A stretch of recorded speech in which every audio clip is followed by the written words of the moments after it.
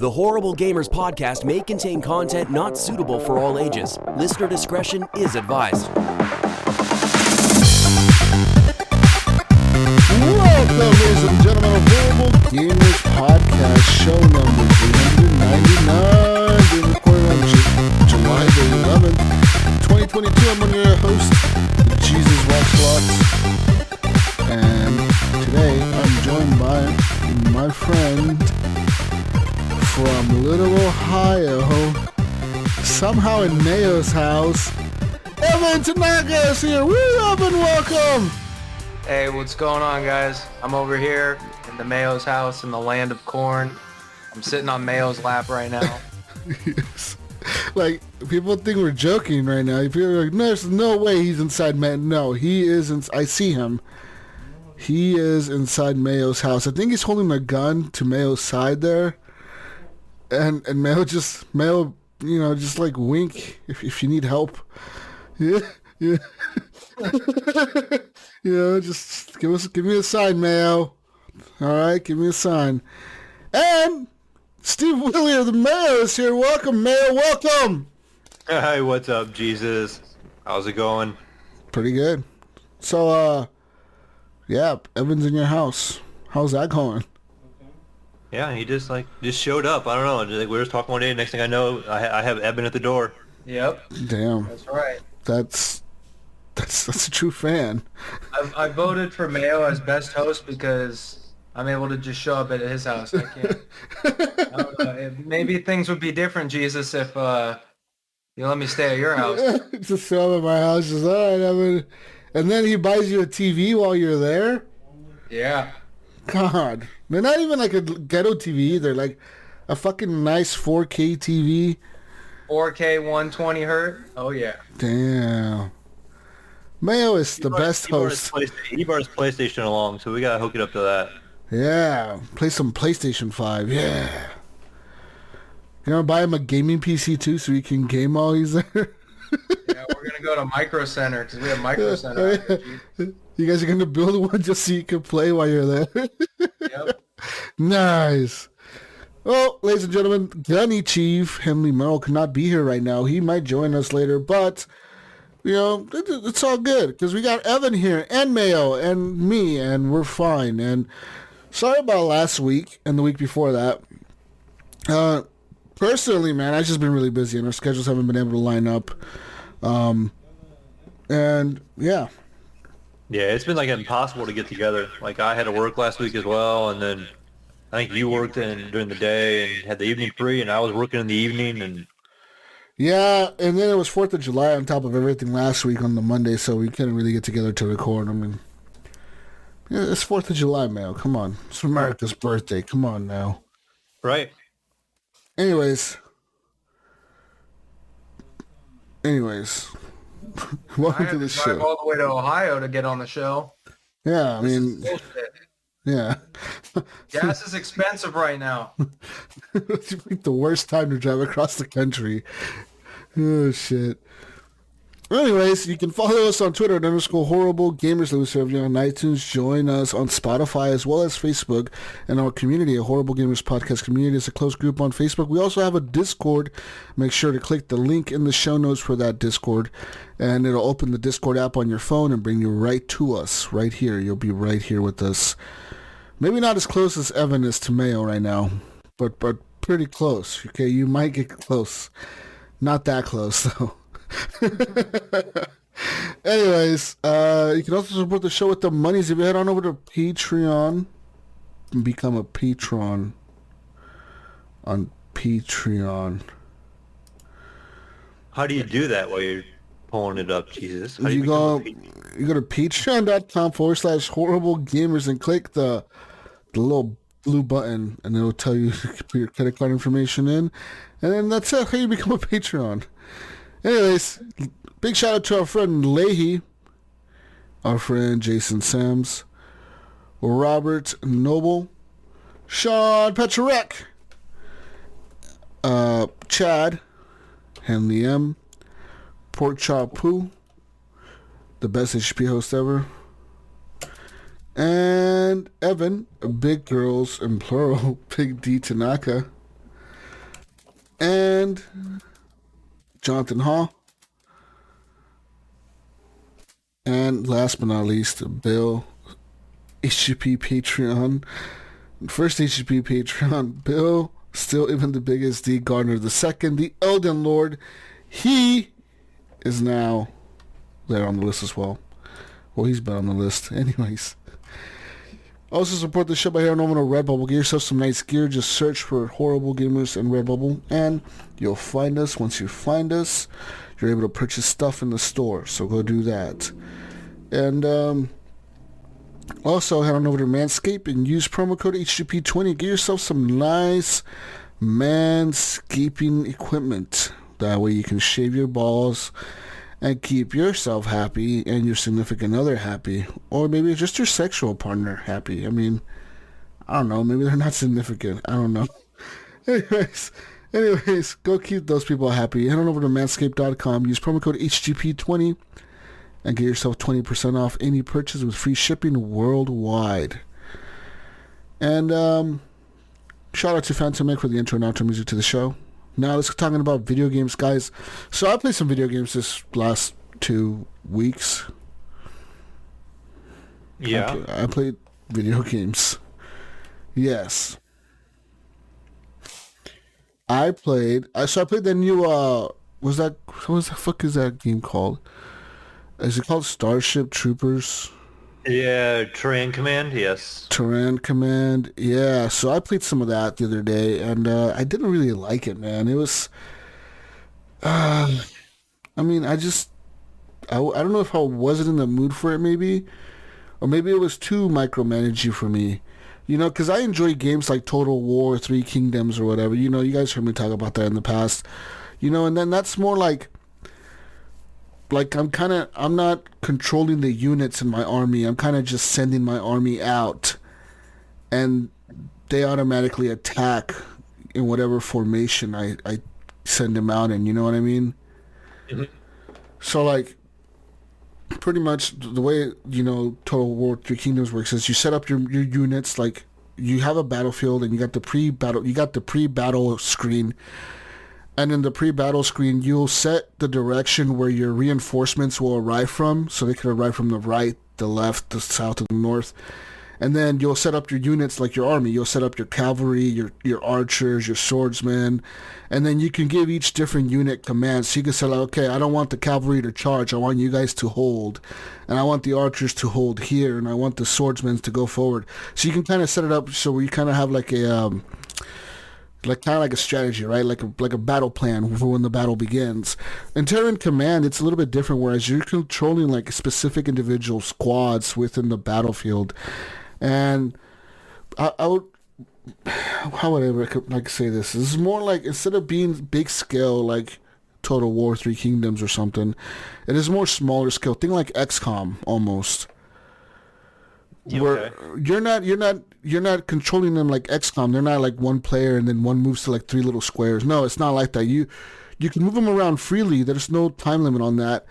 It's just like you're controlling like 10, like a group of 10 guys, and that's a squad. And then you got another group of 10 guys, and then sometimes you'll have like a group of like snipers or rocket troopers or like flamethrower guys or whatever, and those only have like 2 or 3 guys in their squad. And like every so often in the maps, there are they're called radio towers, but they're more like checkpoints in my opinion. So you got to go up to them. You put like your little unit in the circle, and the little circle starts filling up, blue or whatever, and then pretty much you at that point, you capture that radio tower, and with that radio tower captured, you can select the squad that's been injured, or like maybe they've had soldiers die on their squad. You can select them and have like the command, I guess, or backup or headquarters, whoever, fucking send more troops in. So they'll send in a group and they'll kind of replenish them, and then they'll be back up to full health. Or you might just get a whole new unit. If like a unit completely died, you may be able to just replace that unit, and they'll send a whole new unit in or whatever. And there's that. And like you got to clear out these bug nests. They're like these little caves that like, when you go to them, they're usually pretty heavy surrounded, like by the big bugs or whatever, you know. And you got to kind of like sit there and have your guys attack the outside till they clear everything out. And then you send one unit into the cave, and they may take some damage while they're in there, but you don't see them. You just kind of see them run into the cave, and you see them you hear them shooting in there, but you don't see anything. And then they come running back out when they capture they kill the nest or whatever, right? And pretty much each level consists of you running through a map. It's not an open world, but kind of like you're running through it's almost like a linear map. You're kind of running to an objective. And you're pretty much at that point just trying to clear out nest, secure radio towers. And every so often you'll run into say like civilians or something, right? And you'll run into them and they'll be getting attacked by the bugs. So you gotta send your unit to protect them or whatever and fucking hold off the bugs while they get rescued. The missions where you gotta try to protect somebody and you automatically fail if they die. No, I don't know. I don't know if you fail because, 2 guys died last time I ran into them. I don't know if they were just supposed to die, but they did die.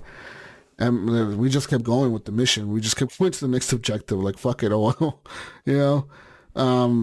yeah, there's really no punishment for your guys dying, it feels like. So you kind of just get to you get to the checkpoint and you just replenish them and then you're fine. So it doesn't really matter if somebody dies or whatever. But yeah, and so that really wasn't my type of game. It was kind of expensive as well. It was like $30, I would say. Yeah, it's $30. And for what I got for $30, it wasn't really worth it. So I didn't like it at all. It's just not my thing. You probably returned it the way you were talking about it. Yeah, I did. It looks like it's got big battles. They look big, but maybe in terms of scale, the battle is big, but you're just controlling a certain group of units, a small amount of units on that map. Now, I don't know. Maybe I would say later on in the campaign, you're right. Maybe there could be some crazy big battle where you're controlling a bunch of units. Maybe they're trying to make me familiarize myself with how they work, right? And maybe later on they're going to be like, all right, fuck it. Now you know how everything works. Fucking try to run this huge battle and see what happens. Yeah, maybe. I see some of these bases. It shows it looks like you're trying to defend your base. And yeah. You get troops all over it. Yeah, you can put little troops down, and like I said, you can tell them to hold in this spot, hold in that spot. And you don't really have to tell them to attack anything. They automatically fire at anything that moves. So if a fucking bug is coming, they'll just start automatically shooting at it. They won't they will not shoot through each other though. So your guys won't shoot. If you have 2 units side by side and the bug is coming from the right, the guys on the left of that unit won't shoot towards the right. They'll just kind of stand there because I don't know if there's friendly fire or not, but I'm assuming that's why. They don't want to attack your own guys, I guess. But yeah, anyways, besides that, I played a little bit of Diplomacy is Not an Option. So now a big update came up for that. And they pretty much added a new challenge mode to the game where they added challenge mode, but each challenge can be you can go in there and tweak the difficulty of the challenge. You can say I want it to be easy. I want it to be a beginner level, or I want it to be an expert level. And there's a creative mode where pretty much all you do is build. All you do is build your castle and kind of just build a huge castle because no one's ever attacking you, so you never got to micromanage the resources. But there's also levels where you get attacked by a little wave or a bigger wave, or you get attacked by a huge the royal military, the guys that have the big armor. You get attacked by them every so often in some waves. So the challenges can be set to different difficulties. I personally don't want to try the hardest one because it just seems impossible. Because that one's right off the bat, you're getting attacked by zombies and the peasants every night. Every night. There's going to be zombies and peasants coming after you. So it's man, every night, you know how hard it is to get resources set up and done and units trained and everything in one day. In that game, a day goes by really fast, so it's kind of impossible. But yeah, I'm excited to see what else they bring out to Diplomacy is Not an Option. I really, really like that fucking game a lot. And what else? And other stuff that I've been playing some more Battlefield 2042. So I was playing with the other day by myself. I found this server that was really cool, Mayo. It was a 128 player server playing Rush and everything was sped up. Like the character movement was sped up. The weapon, like the way everything was sped up by like a tad bit, so it felt really, really fast, almost like Call of Duty. And even like the vehicle respawns were like faster than normal. They were like down to like 30 seconds instead of being like a minute and a half long, where like if a vehicle blows up, you have to wait for it to spawn that long. No, and like this match, the fucking vehicle respawns for like 30 seconds or 20 seconds. It was really low. So like as soon as the vehicle blew up, pretty much you were guaranteed that vehicle was going to come right back into the battle like 20 seconds later. It was kind of a hectic matches and maps. I mean, but it was really cool, man, because I played like on Caspian Border. We played on No Shark Canals. We played on some of the Battlefield Bad Company maps. And then as well as some of the new maps as well, like the new Battlefield maps. So that was really cool. And I really, really enjoyed that server. The only downside to the server. It kind of felt like Call of Duty Battlefield, man. That's what it felt like. Legit, it felt like you were like playing Call of Duty. If it's all fast paced like that. It wasn't like it wasn't fast, like super fast like that, but it was faster than normal. Like your guy ran a little bit faster. Like everything just felt a little bit faster. Not super fast, not to the point where like I'm wall sliding and wall jumping and fucking doing crazy shit, you know, but it felt a little bit faster, and it was kind of a good pace, I felt like. Were they just testing that out? No, that was like a custom server somebody created. Like somebody went in there and tweaked all the settings, and he made the server like that. Yeah, and that server was packed. I mean, it had like the full 128 players were in there. I mean, so that was kind of crazy to have like all those players in there. And then even when I joined, there was like a queue of people to join the server. So I mean, so it was obviously a popular server. The only downside to it all though was that I did have like a higher ping than normal, way higher than normal. And I don't know why. I'm assuming it's because it was probably an East Coast like person hosting this, or like a European maybe hosting this. I don't know, you know, but like it was really high ping, man. So yeah. Yeah, I know what that's like. Usually when we're playing together, I'm always the one with the high ping over here because you're hosting. I'm over here with the 100 ping or whatever. Definitely. So other than that, I've what else did I play this week? So I played some more of that. Then I played some Ready or Not. Some Ready or Not. That's right. And I actually played with Evan the other night, and yeah, I mean the new update is out for the people that own the regular non-premium version of the game. I mean, if you own just the regular version, the update is out now, and pretty much the new update added new characters to their levels. So the crack house has like new people in it. Like you can tell who like looks like a bad guy kind of, and then you can tell who like is like a crackhead. You know what I mean? So everybody's like, they look like crackheads. They don't look the same as the other NPCs when they used to before. As well as like the map with the mansion, like the security guards look different now. Like some of them don't, like some of them have like the bulletproof armor vest on or whatever, but a lot of them are just wearing like suits and shit. Like that's what the security is wearing. At the nightclub level is pretty much done, I would feel like. And they've really changed the level, man. Like the layout, like it still has 2 floors and it still kind of has the same entrance almost, but everything else has changed too. Like the bathrooms were changed, the back of the club was changed, a lot of it was changed, and it was wild. It was like, wow, like it's way different. They've also added like 4 new test levels. One of them is called the Agency. I don't know. I'm assuming that's the one that's supposed to be like a police station almost, I think. That's a new test level. One that had all the floors. There was like 5 floors to it or something. No, like that was the hospital. And that's the only one that I've tried out of the new test levels.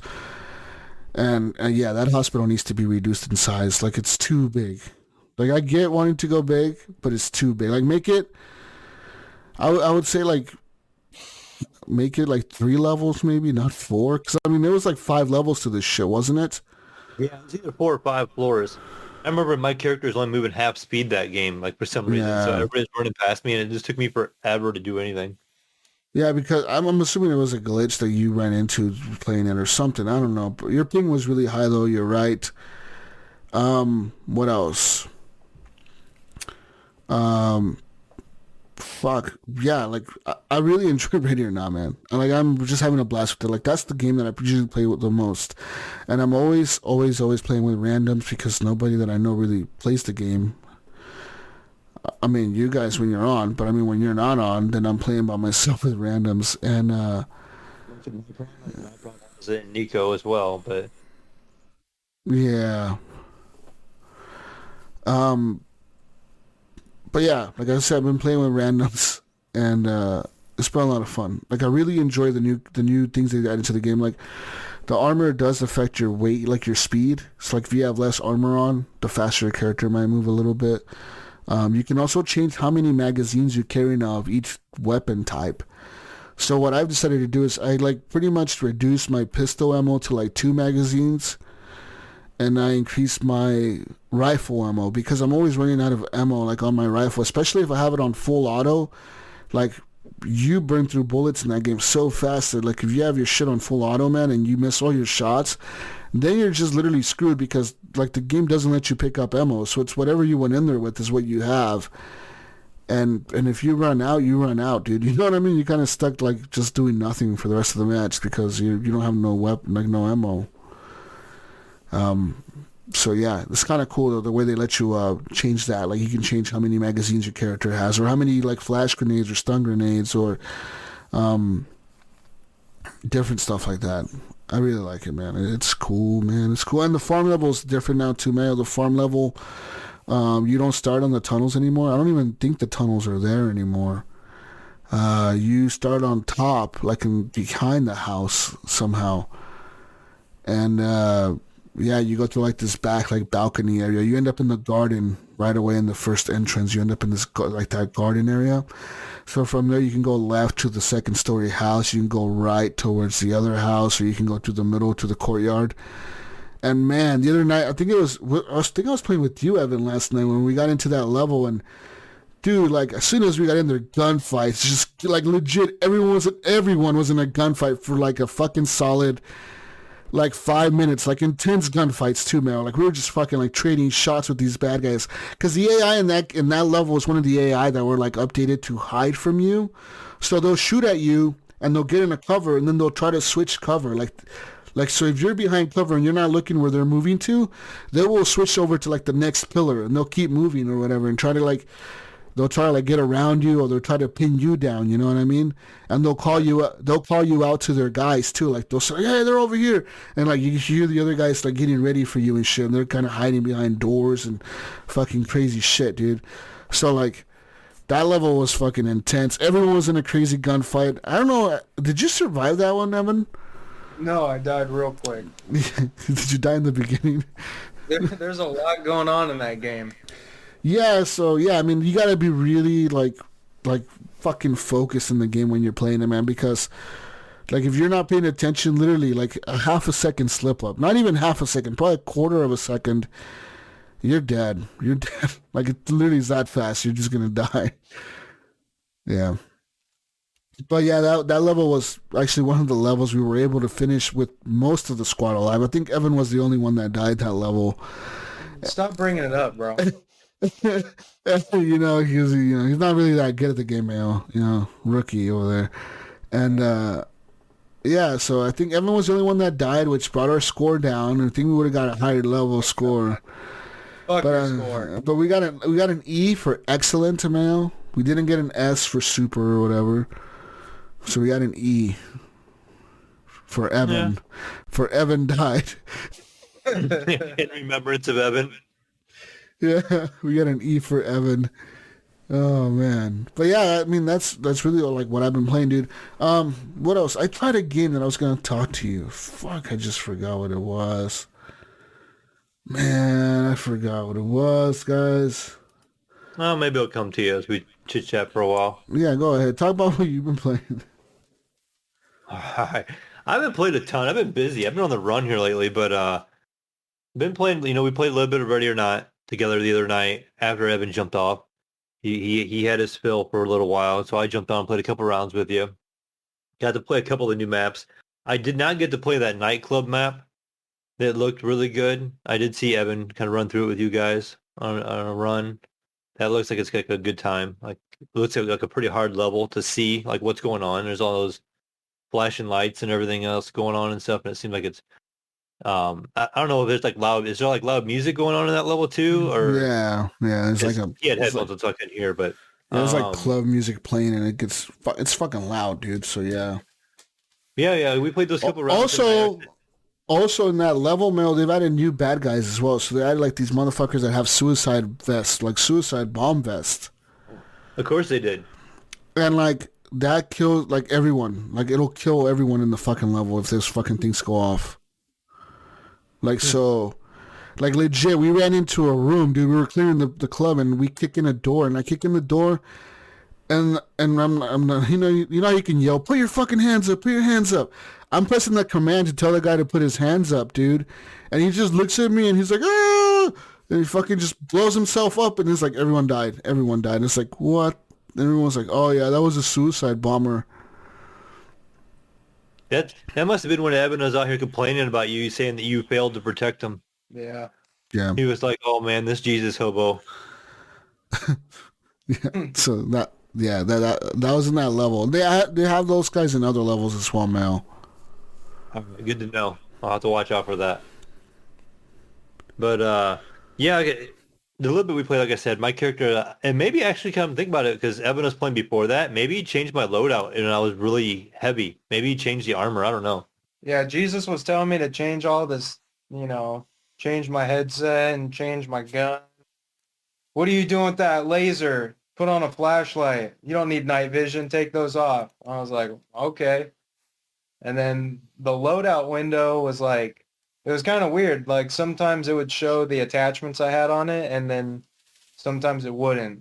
And then it was kind of weird to navigate, but maybe it's just something that you get used to. Maybe he gave me heavy armor by accident, and that's why I was moving slow. I don't know, man, because my guy has the heavy armor on and he didn't move that slow. Yeah. Like I was moving like a quarter of the speed of everybody else. Yeah. The time I played it, and I was like, "What is going on here?" But played that. Went back to a little bit of World War III as well. Yep. Messed around with a little bit. I had Evan jump on it and give it a try, so it made me want to go back into it. So the other night, I jumped in, played a couple of rounds, and yeah, it's still like Battlefield to me. It's like gonna be a cheap free version of Battlefield here down the road, which could be trouble for Battlefield, really. Right? I can talk. It could be trouble for Battlefield, really. I mean, once that goes free to play, if Battlefield don't do a whole lot to improve their game. I mean, right now I think they're pretty much on even ground with each other, like the way they play. Yeah. If you have a free version and a paid version, and they're both just as good as each other, I mean... World War III is a really good game. I really like that game. I've been playing that as well lately, and that game is really good, man. Like even though the matches are only 20 versus 20 players, they feel like really condensed maps that are like you're always in a gunfight in that game, really. You know what I mean? There's moments where you're running around the map trying to go to an objective or something, and they're kind of detailed maps. They got lots of entrances to each objective. But like I really like that game. Like they have really good map design, and it feels like 20 versus 20 is a good amount of players to like always have some kind of crazy cool gunfight going on, you know? Right. What did you think of that game, Evan? I thought it was pretty cool. It felt a lot more intimate than like a Battlefield game because it was like slightly smaller, but it still felt more like it feels a lot more like Battlefield than Call of Duty, even on like bigger maps and stuff. So it was kind of cool.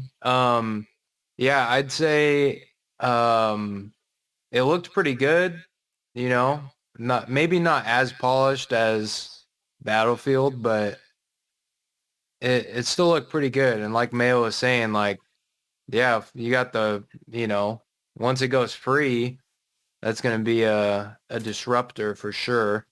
Because it was pretty fun. I think I just played one match, and it was, it was pretty good. I enjoyed it. It was pretty cool. Because usually I don't really play, I'm more of a Call of Duty guy, and I don't really play too many of the Battlefield games, but it ran pretty good, and It was pretty fun. So, and if it's free, like there'd be like no reason for me not to play it. So that'll be kind of cool too. Be a nice little option to have. Like if somebody else was playing it, like I'd for sure hop in with them.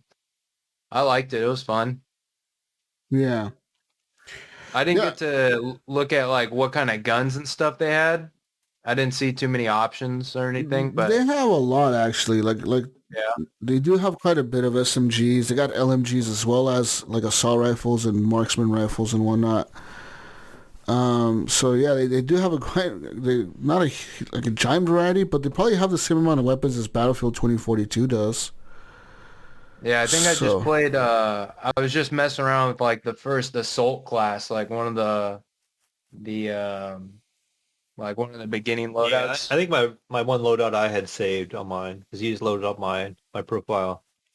But I think the game has a lot of attachments. Maybe the gun choices is decent, but there's a lot of attachments. Yeah. I like Battlefield. You can unlock a lot. There's undergrips and different sights and stuff, and you can unlock along the way. Different stocks and different muzzles. And, He was probably playing with the default class Mel because they did a wipe. Yeah, they I did think a my wipe. gun was like level 4 when I was playing the other night too. So like it was still like just a little ways in. But he maybe just leveled up that little bit he was playing. Probably, but yeah, like I know they did a wipe because when I went in there, all my shit was gone. Like all my guns, my shit, everything that I had unlocked pretty much was gone. So I had to play with the stupid hobo default class for a bit, and then I unlocked the M4, and then I started using that, and that's kind of what I use the most, the M4. I mean, it's kind of a good rifle to use. So I just use Did it that. wipe all your levels? Like Yeah. the level? Oh, yeah, maybe. Yeah, because it's just in a beta right now, so it's Yeah, so really yeah, interesting and- yeah, it's in the beta. So they had to do a server wipe for some maintenance or something they were gonna do. So they just reset everybody, and then they said that once the game is about to go live, free to play for everyone, that they will be performing another server wipe then. So, I mean, yeah. Yeah, it's gonna be a good time. I enjoy it a lot. It's I can't remember what we paid for it at the time, Jesus, but I mean, It wasn't it was much, like 20 20 or bucks. 30, 20 maybe. But either Yeah. way, it's worth the $20. I've been playing it now. Like even though it's gonna go free to play down the road, and we're gonna lose our progress and all that stuff, it's still kind of fun to just kind of hop in. Yeah. There's enough people playing. Like I said, I think Evan when he jumped in too as well. Yeah. There was a full lobby on both sides. It was Yeah. so.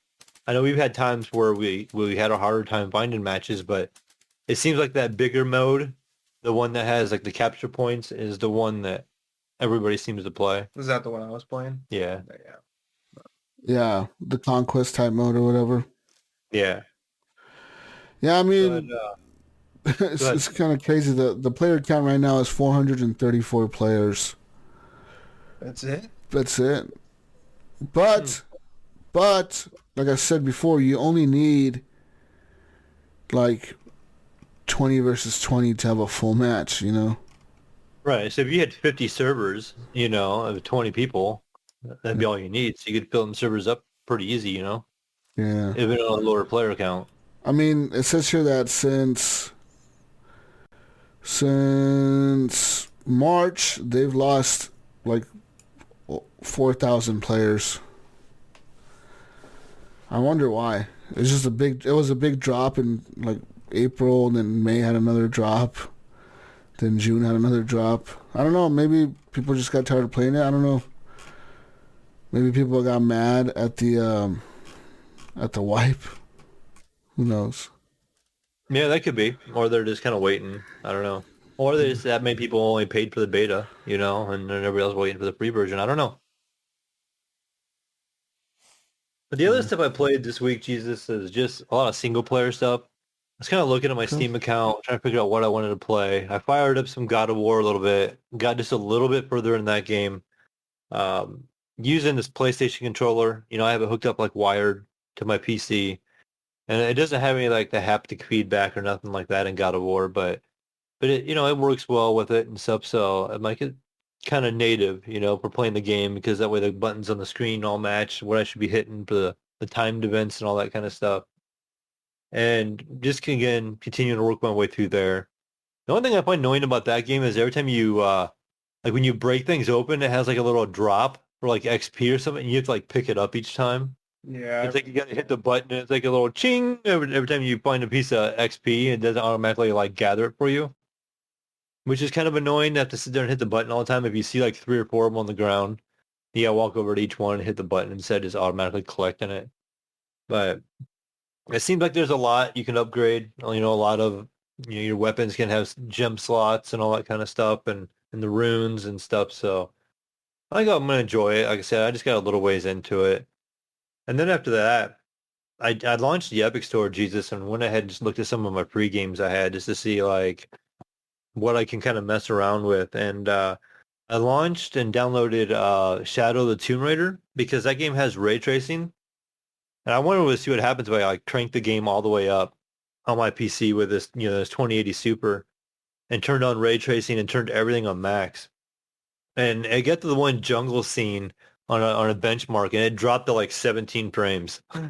It was crazy. I'm like, oh, this is like an old game, and even still with ray tracing and stuff, and it's maxed out, it dropped all the way down to 17 frames. So, DLSS is such a good game changer, like having that as an option. And that was on there as well. And I think I changed it from quality back to performance. And then I ran it again the next time. I turned off ray tracing. I was getting 190 frames.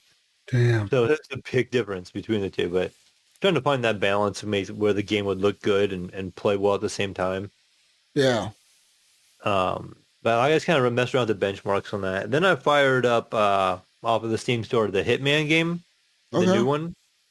And I just messed with that a little bit with mouse and keyboard. Did not go well. I didn't like the controls.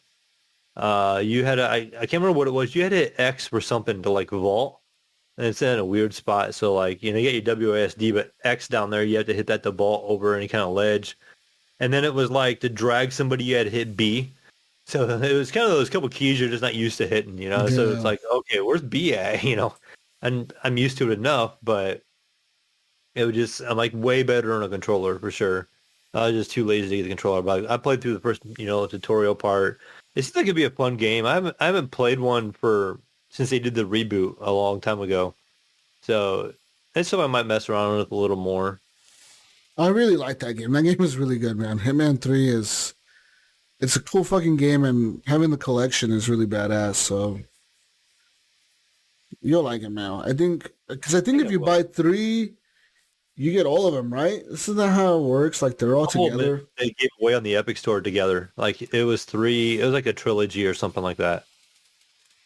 Yeah, I'd have to go back and look at it, but I think they're all together, like the whole the trilogy.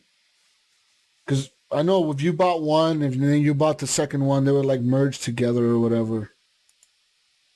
So I don't know. Is it like a launcher that has the other ones on it? Yeah, it's like a launcher that has all of them on it. Yeah, kind of like how Battlefield is or whatever. Where you play Battlefield and you have like all the battlefields in the launcher or whatever.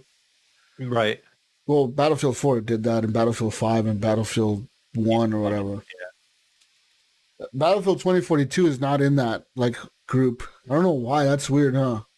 They disowned it. They're like, this game is not a Battlefield game anymore. We're not putting it in that group.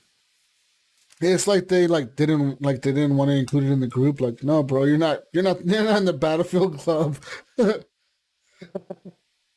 Anyways.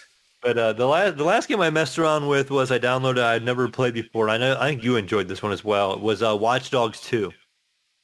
Yeah. And I set that game up too, and I put everything on max, and it ran really well and looked really, really good. And it seemed like it was a lot of fun. Like you're doing the hacking, like we have to go from like camera to camera to just like highlight the enemies. And I just like the trial stuff toward the beginning where you had to go like wipe your data that they had on you, and you're going there and you're looking at the cameras and you're marking the people and you're going through, and it seemed like it was gonna be kind of a fun game as well. So I'm not sure which one of those I'm gonna keep on playing here, but I don't know if you have a suggestion which one I should keep on playing. What do you think? God of War, Watch Dogs, Tomb Raider? I say you go for God of War. That was good. Yeah. I recently saw the trailer for for God of War, the Ragnarok, the new one. Mm-hmm. And fuck, dude, I'm like, I need a PS5 again. No, Jesus is buying another PS5.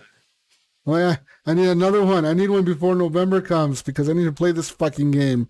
It looks really cool, man. I don't know if you've seen that. Gonna be buying them. Yeah, I don't know if you've seen the new trailer for it, but it looks fucking sick. Yeah. Anyways, But that's pretty much all I've been playing this week. What about you, Evan? Lately I've just been playing Assassin's Creed Valhalla. That game's fucking massive. My brother finished it, so he let me play it, and I think I just finished something on the PS4 or the PS5, so forget. Oh, I was playing Dying Light 2, so once I finished Dying Light 2, then I think I started playing you know what? That doesn't sound right. Whatever it was, I think I just finished something on the PlayStation 5. And so I started up Valhalla, and then so I've been having fun with that. That one keeps me pretty busy. Like the at first, did you play it, Jesus? yeah.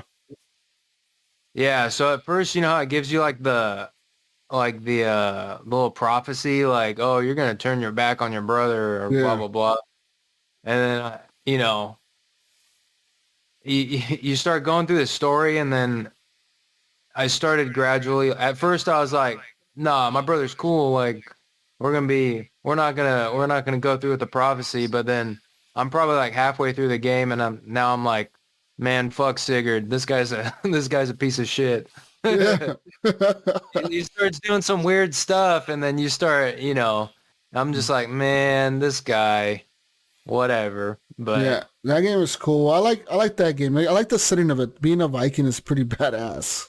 yeah, yeah, you just feel like a brute, like just very primal, and like all your actions and stuff. Just the fact that I'm just using the single hand axe and the shield, so it feels like, I don't know, it feels pretty authentic, like barbarian status, like, you're coming from you know your homeland, and you sail across the ocean, and then now you're in England, and you're kind of just taking over the whole country, like just little piece by Yeah. piece, and it feels pretty you get to do all the raids and stuff like from your boat, and you just get to see like your whole ship like get off the boat, and they just start running down into the town, and you just start burning stuff, and by the time you leave there, it doesn't even look like a town anymore. It's pretty brutal. Some of the finishes that you get to do in there too, like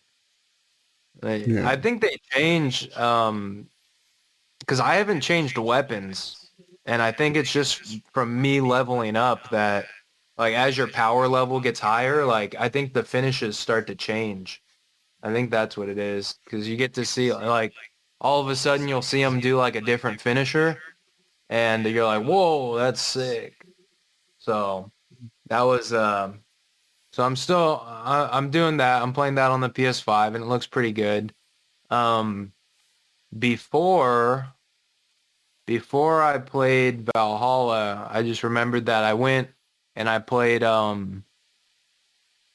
Detroit Become Human, because I had never played that one before. That game was pretty wild. That was just like a different game experience, and that was interesting for sure. Just like being able to do, you're playing like, what is it? It's like 3 stories at once, Yeah. and you're just, you're seeing them all start to intertwine with each other, and it's like it was pretty trippy, like having to make all the decisions and stuff. And then the cool part about it that I liked was being able to see the flow chart after the mission. You get to see like all the available options that, based on the actions that you do, and it gives you like a percentage too of like, how many people or what percentage of people chose this option, or what percentage of people actually did this versus that. And then you can see between like the worldwide stats and you can toggle it between like the stats of like just your friends list. So that was kind of cool. It's like you get to, a little bit of perspective on your Yeah. action stuff. You What? played that one, right? Yeah, I fucking love that game. Yeah. On that game, what ending did you get? So I got the Kara and her daughter, they both died. Or Kara ended up killing herself because her daughter died. I got that That's the female robot, right? yeah, Kara's the one. Yeah. And then I had shit, I forget now. The Marcus, I successfully did the revolution, and Connor, the detective robot, I want to say, he did like a suicide mission because he went into the main police headquarters, and like, as you know, he like went in there and he whatchamacallit, he went down the elevator and he like took out the guards, and as soon as he stepped out of the elevator, like he just got like destroyed by like an army of robots. Like, so it was pretty much like a suicide thing for him. Like, he knew he was gonna die going into it, so he kind of went out in like a blaze of glory. God, you got like the worst ending possible. You know what? I think I fucked up because I started off like on I had like I was thinking a certain way, and I started changing like my actions. Like, I could tell I was doing like different actions like halfway through the story. And then I think I veered off course by the end of it. Yeah. And then it was cool how they give you, at the end of the game, they give you like a little survey. And it's like all these, it's like 10 questions based on like how you would feel about androids. Yeah. And then it gives you like it gives you a percentage of that too for all those questions. I thought that was pretty interesting. That was I got the good ending. I got the ending where Kara and the little girl escaped to Canada. They escaped to Canada, and then that was like a close one though, because I think that one you can fail it at the end, like right when they're about to cross the border, like you can fuck it up and like have it to where she gets fucking shot by like all the cops at the fucking at the border patrol or whatever at the border, Canada, and then what else happened? The detective, the cop guy, the one that was with Connor, he died because he got like Connor fucking shot him because Connor wanted to save the robots and the dude wanted to shut them down, so he fucking killed him or something. And then like something happened at the White House with the president signed some executive order or some shit. I was like, what the fuck? It was a crazy ending though. But it was mostly positive. I think the robots got like freedoms or rights or something at the end. Something like that. Yeah, see, I think that's what it was. I think I fucked up with like the like who I wanted to be on the good side with. Like at first I was kind of like I was trying to I think I was trying to be friendly with Hank, the detective. Yeah. And then I was like, fuck this guy. And then like, but by doing that, you kind of have to choose between Hank and the lady that's like the head director or something, like who's overseeing the whole thing. And like my relationship with her just kept going down. I was like, fuck it. And I think that messed me up at the end because I didn't get a good outcome for Connor. And then the Border Patrol, I think they shot the, I forget his name. It's the black dude that starts helping the chick and her daughter. I forget his name. Luther's his name. Yeah, he died, and then it was something. It was that last little part that you mentioned of the like when you're crossing the border. Yeah. Like Kara gets I think I had her like try and like accelerate the boat, and then they just like they lit everybody up, and then yeah. Oh shit! You got the terrible ending. It's cool though. It feels like Like we almost played two different games here, but it's the same fucking game. It's just we got completely different endings to it. Yeah, it was crazy for sure. It was an interesting game. That was if you've got, I think it's free on the PlayStation, so if you got a PlayStation, like you should definitely check that game out. Maybe I should have him play Heavy Rain Noise here. You never like I was gonna ask you that because you said there was like you were kind of surprised by the three different stories. Have you never played like Heavy Rain or Beyond Two Souls Never played that. or like Until Dawn? Nope, never played that one. Yeah, so like I said, those are all kind of similar games where you have a story, and Until Dawn it's not made by the same people who made those. So like the people who made Heavy Rain and Beyond Two Souls, they're the same people that made they made Detroit Become Human, Oh, okay. and the people who made Until Dawn, they're like a completely different studio. That was a PS4 exclusive or whatever. But yeah, Yeah, I liked it. It's cool. yeah. Heavy Rain is about this guy who that's a really old game. That game came out like in 2010 or 2009. But that game's about like this guy who his son gets kidnapped by this like fucking serial killer guy, and then he pretty much has to like you have to kind of figure out like who the hell took your kid or whatever, but then you're also playing like as a detective, and then you're also playing like as a cop. Like it's like the dad and the detective, I think it's two different perspectives. But then you kind of like fucking like the story comes together in the end, like who's the killer and you find out and all that shit.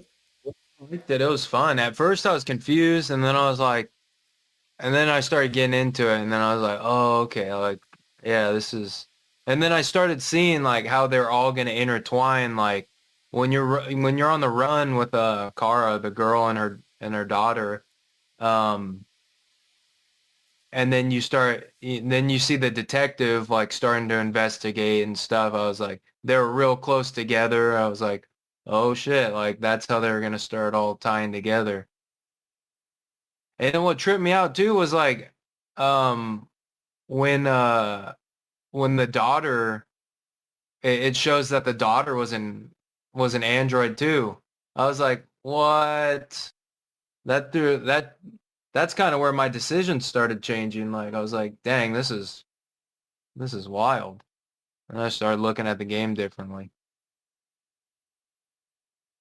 Beyond Two Souls though, I think you might like that one. That one's who's the girl who Ellen Page, you know who she is, right? The girl who played the Last of Us character or whatever. Yeah. Yeah, you don't know who the fuck Ellen Page is? She's like an actor.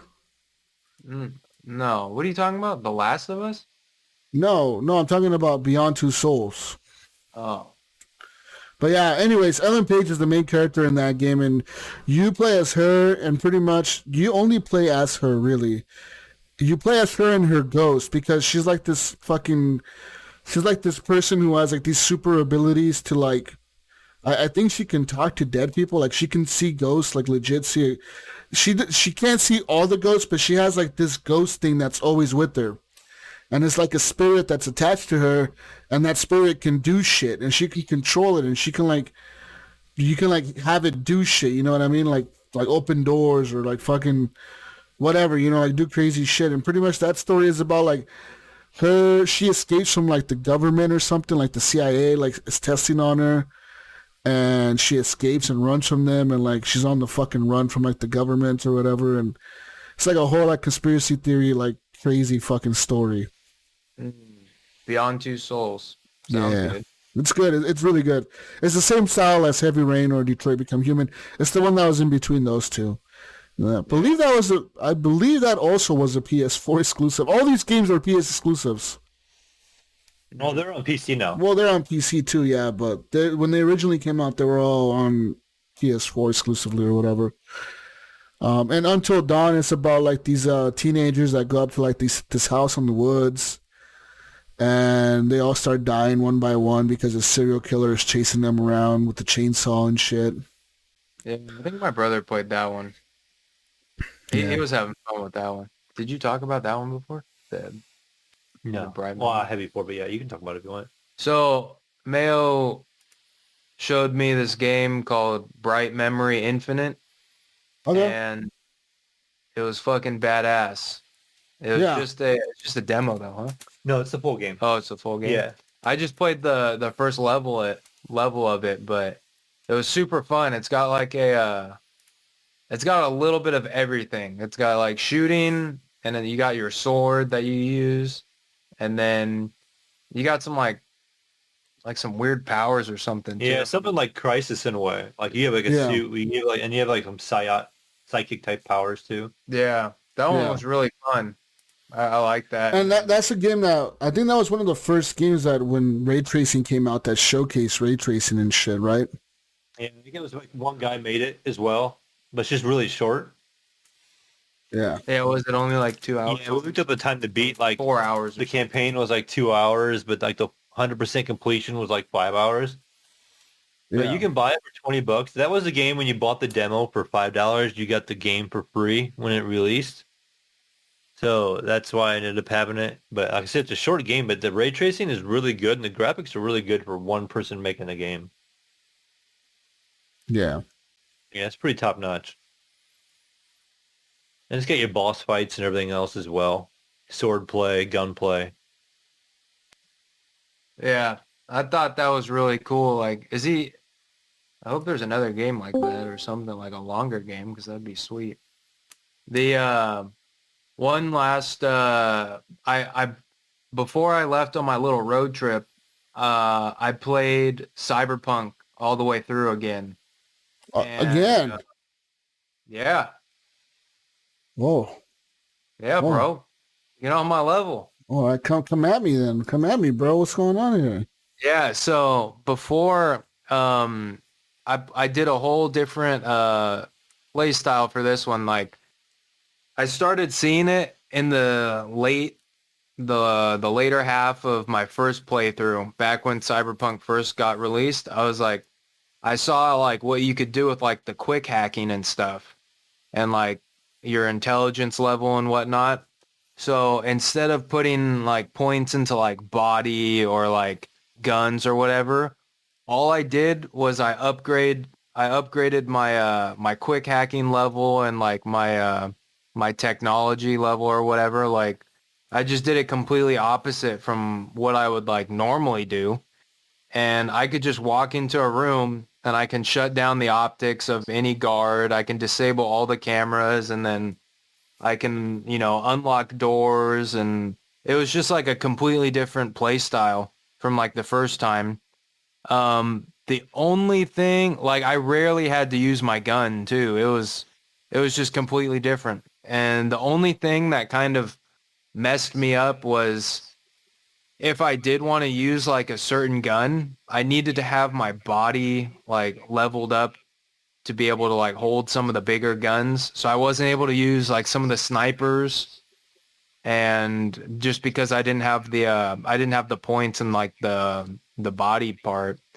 And so that was kind of a bummer, because you get some pretty cool snipers and whatnot, but other than that, like, I really didn't have to do much combat, because like I had so many perks that I could use, and like it was just a different play style. So it was really fun. Like, I was able to kind of just do the whole game over like with a fresh experience. And I was going for the secret ending too. That was something else that I wanted to do. There's like an ending where it's kind of like a suicide. You have to have a certain relationship with Johnny Silverhand, and there's like you pretty much get down to the very last mission, and you have to have that good relationship with Johnny, and you get to the like the choice, like, all right, how are you gonna, you're pretty much deciding how you're gonna take care of the Arasaka like little situation. Like, are you gonna take the deal from the corporate lady? Are you gonna go with are you gonna call Pan Am to like help you out? Or I think there's another option too, like anyways, you get down to this decision, and there's like, 3 options. And then what you do is you don't click anything. You just leave the game on for like 5 minutes, you just like, take your hand off the mouse and you got to wait 5 minutes. And then Johnny's like, hey, there's another option too. Like, you can, he's like, it's kind of hard choosing which friends you want to die with. He's like, but there's another option. And then it's pretty much like Johnny, he's like, hey, we can go in there guns blazing. And it's pretty much a suicide option. But so that was kind of cool. Like, as he starts talking to you, there's like this badass music that starts playing in the background and you're getting all hyped up in there just to like pretty much just walk into your death. And you go into the lobby level of the Arasaka Tower and I couldn't get past the lobby. Like, I don't know if like, I don't know what was going on. Like, I tried for like probably like 4 hours trying to make it past this lobby, but I couldn't do it. Like, I tried like boosting my my health up and I tried putting on like different weapons and stuff, but like I don't know if it's just that's how it's supposed to be, but I couldn't make it past, and it took me 4 hours because I had to keep reloading it. The last part you can save at is right before you make this decision. So you got to load back to that, to the save, and then you have to wait 5 minutes every time. And I was getting so pissed off. It was like 1 or 2 in the morning, and I was just like, fuck. And my brother came in my room after a little bit, and he was like, dude, what's going on? Like, are you okay? And I told him, I was like, I got to wait 5 minutes to try this over again, and I just couldn't figure it out. Damn. But yeah, that was Cyberpunk, dude. Such a great game. Like all the little side quests and stuff, like so good. Yeah, like I want to replay that game. I want to go through it and like do everything, like all the side missions. Yeah, that's what I was doing too. I was trying to just do all the side missions. There's some good ones in there. There's some really good ones. Yeah. One of the most memorable ones for me is like the mayor one. I really like that one. Oh yeah, where they're changing his memory. Yeah. Like him and his wife, they're starting to have like their memory taken over, and like that's because he's going to be mayor, and yeah, and then that's like crazy. something was like, I don't know what how it ended for you, but for me it was like a choice came up to like tell him or not tell him, and the wife was like, if you tell him, like, this is it, like it's over, like our life is over, like the mayor thing is over, everything's over, Yeah. or you could just not tell him. Yeah, there's like two different spots in that mission to where it's like if you keep playing along with it, the mission like kind of goes on more. And then there's like the final decision where it's like the mayor, the wife takes you, like she tells you to meet her at this restaurant, and you meet up with her and she's like, hey, like I know that they're changing our memories. Like, can you just not tell, just don't tell my husband. And so it kind of gives you the option there. Like, you either tell him or you don't. And then, it's kind of like, I think I told him, and then like, I forget which one I did, because I did both of them, like one on my first playthrough and the one on the second one. And it's like, I think I listened to her the first time and I didn't tell him. And then the second time I told him, and then he kind of gets all freaked out and his head's all cloudy, and like, he kind of sends you a weird message later on. He's like, yeah, I can't talk to you. Like, here's your money, but like, fuck off pretty much. So yeah, that was a crazy mission. Yeah. That was a cool one. The Jesus Christ one was kind of a cool one, where the dude wants to be crucified. And you have to, the wildest part about that one is that, you're going through your whole like little mission, your whole little journey with this guy, and he's just trying to get forgiveness, and like he wants to, there's like the corporate lady that's just trying to make money off of this, but they're trying to make a brain dance of this dude getting crucified. And the wildest part in that mission, dude, is when you have to like when he gets raised up on the cross and you physically have to press a button to like hammer in nails into his hands and in his feet. That was the wildest part for me. I was like, holy shit, this has got to be one of the craziest things in video games ever. Is like, you're literally crucifying someone. Yeah, it was kind of wild. I mean, that's one of the most memorable ones, like that mission. Because in the end, right, like don't you have like an option where like you can try to talk him out of it or something? You know, you're like, no, man, like you shouldn't do this. You know. Yeah. And I think that like at first I was like almost gonna talk him out of it, but then like the dialogue started changing and they started giving me options to like say fuck it, just let him do it. Yeah. So that's the trippy part too, is like as you're going through the dialogue, it starts like, you know, it gives you the option, but you can kind of see like they want you to go through with it. Like they want you to see it, even though they give you the option. Like they give you a lot of chances too. They're like, they want you to do it, but you know, they're still acting like they're giving you a choice, but they want like, you to see it. Are you fucking crazy? Are you sure you don't want to crucify this guy? Like, are you sure about this right now? We can go like any time now, bro. We could just do it. Let's just do it. How about we just do it and call it good? Yeah. Yeah, I remember because at first I was like, no, man, you know what, like you'll be forgiven no matter what, like, you know, you've done good, whatever. And then I was like, you know what, fuck it, let's do it. You know what, you should do it. Let's do it. And then, yeah, you should fuck. He's like, yeah, I should do it. Yeah. Yeah. So we ended up fucking having him crucified. It was fucking crazy. Then one of my other missions that I really liked was the AI, the car AI one, where like the car AI goes crazy. Yeah. See, the first that was another thing too. I remember from the first playthrough I did, I didn't have enough of the technology or like the hacking skill, so I couldn't do the option to like free him or like fuse him. Like with all of his like selves or whatever whatever it was. I didn't have the option to do that. So on this second playthrough, I did have that leveled all the way up. So I was able to like, you know, do that option. And then Johnny was like, you're a good man. Like you did good. Like you did the right thing. I was like, thanks, Johnny. Yeah. Yeah, in my playthrough, I remember the ending of my game. I ended up choosing the option where like you get the chip ripped out of your head or whatever. But they tell you like if you go through with this, you pretty much got like 6 months left to live. Like you're gonna die, dude. Yeah. So I was like, you know what?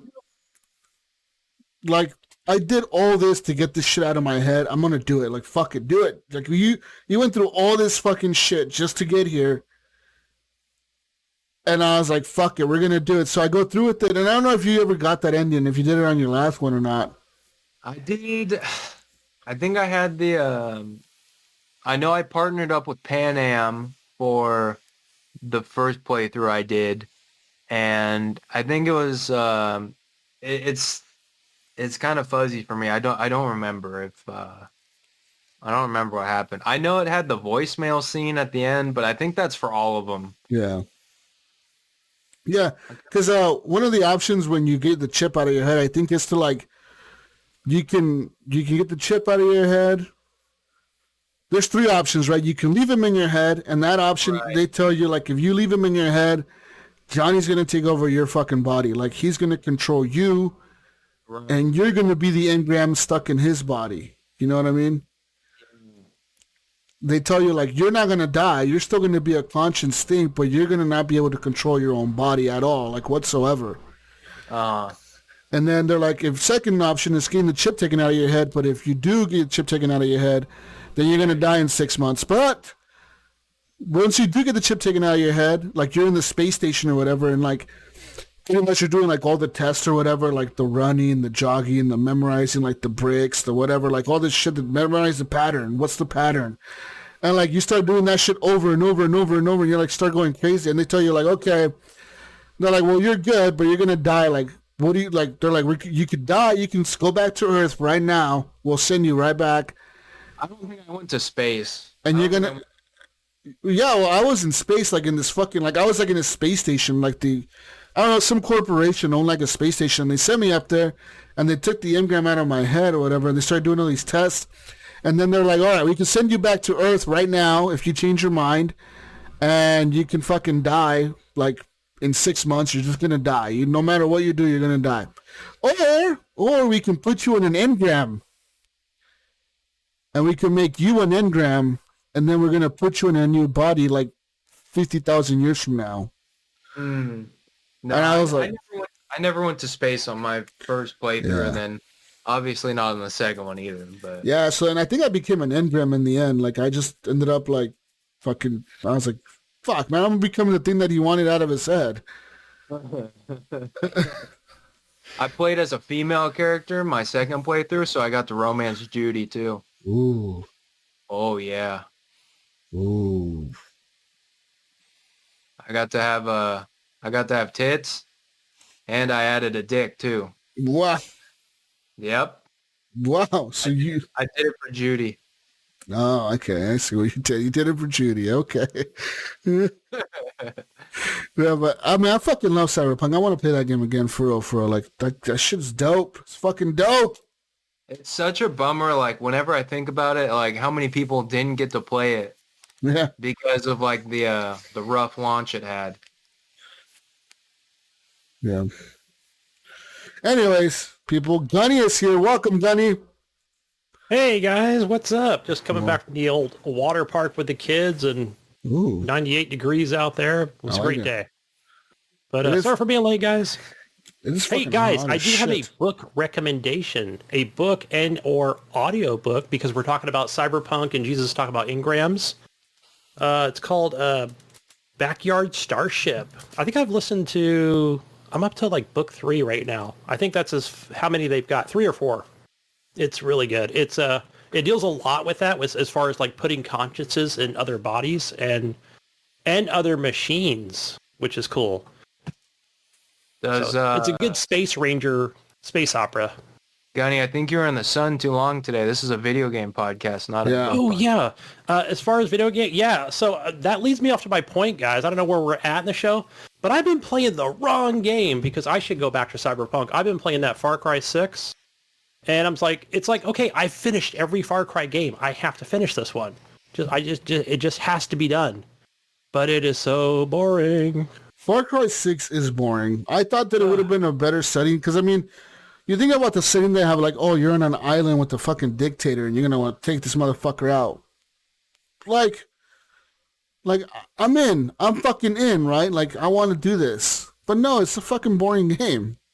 Every time I play it, and I probably played a good, 12 hours this weekend, or this week plus, the ending of the weekend, but it's like, all right, I've got one more area to go to. I don't know how much of the game I've got to go through, but it's like, every time I play it, and you guys know I really, really, really love Just Cause 2, and it's like every time I just kind of want that. Like, I want the big explosions. I want to be able to grapple to, a helicopter that's just chasing me down the road as I run down the road, trying to call for a car.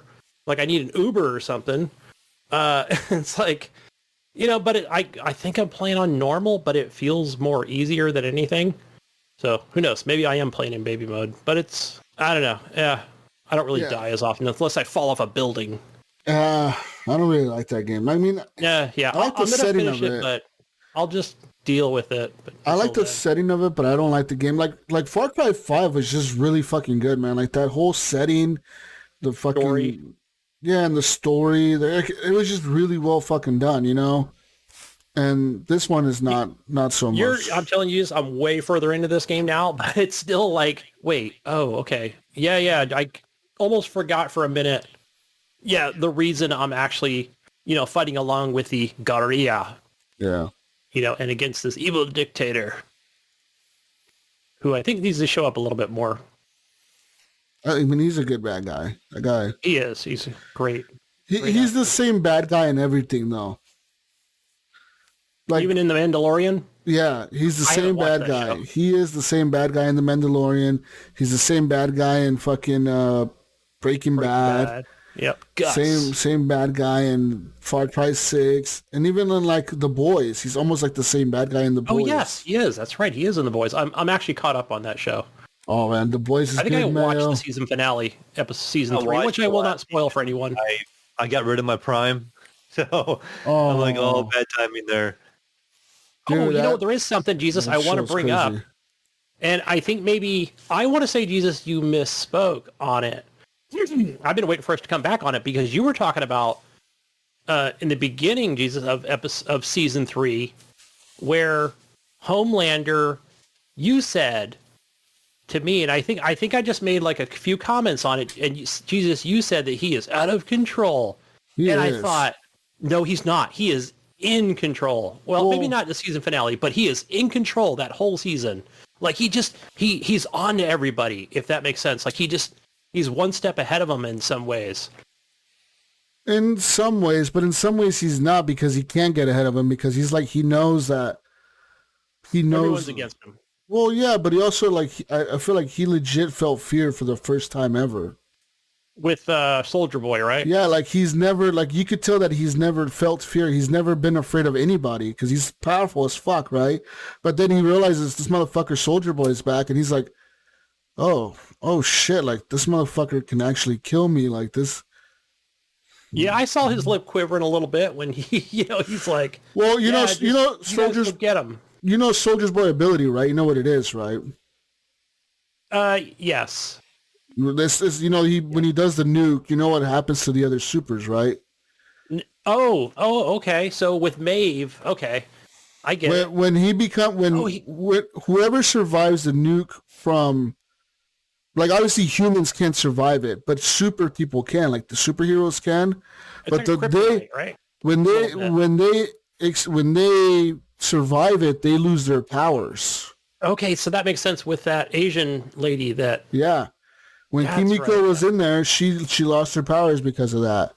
So did Maeve at the end. Well, yeah, whatever. You know what I mean. And then did like that's why Homelander was like, that's why he was scared, because he knows if he loses his powers, then he can just get killed by like a one punch from fucking Butcher or whatever. You know what I mean? I didn't think about it. I did not think about that. Yeah. Anyways, that show's fucking good. I love The Boys. I mean, like that's one show that like all the seasons have been good. Yeah. But yeah.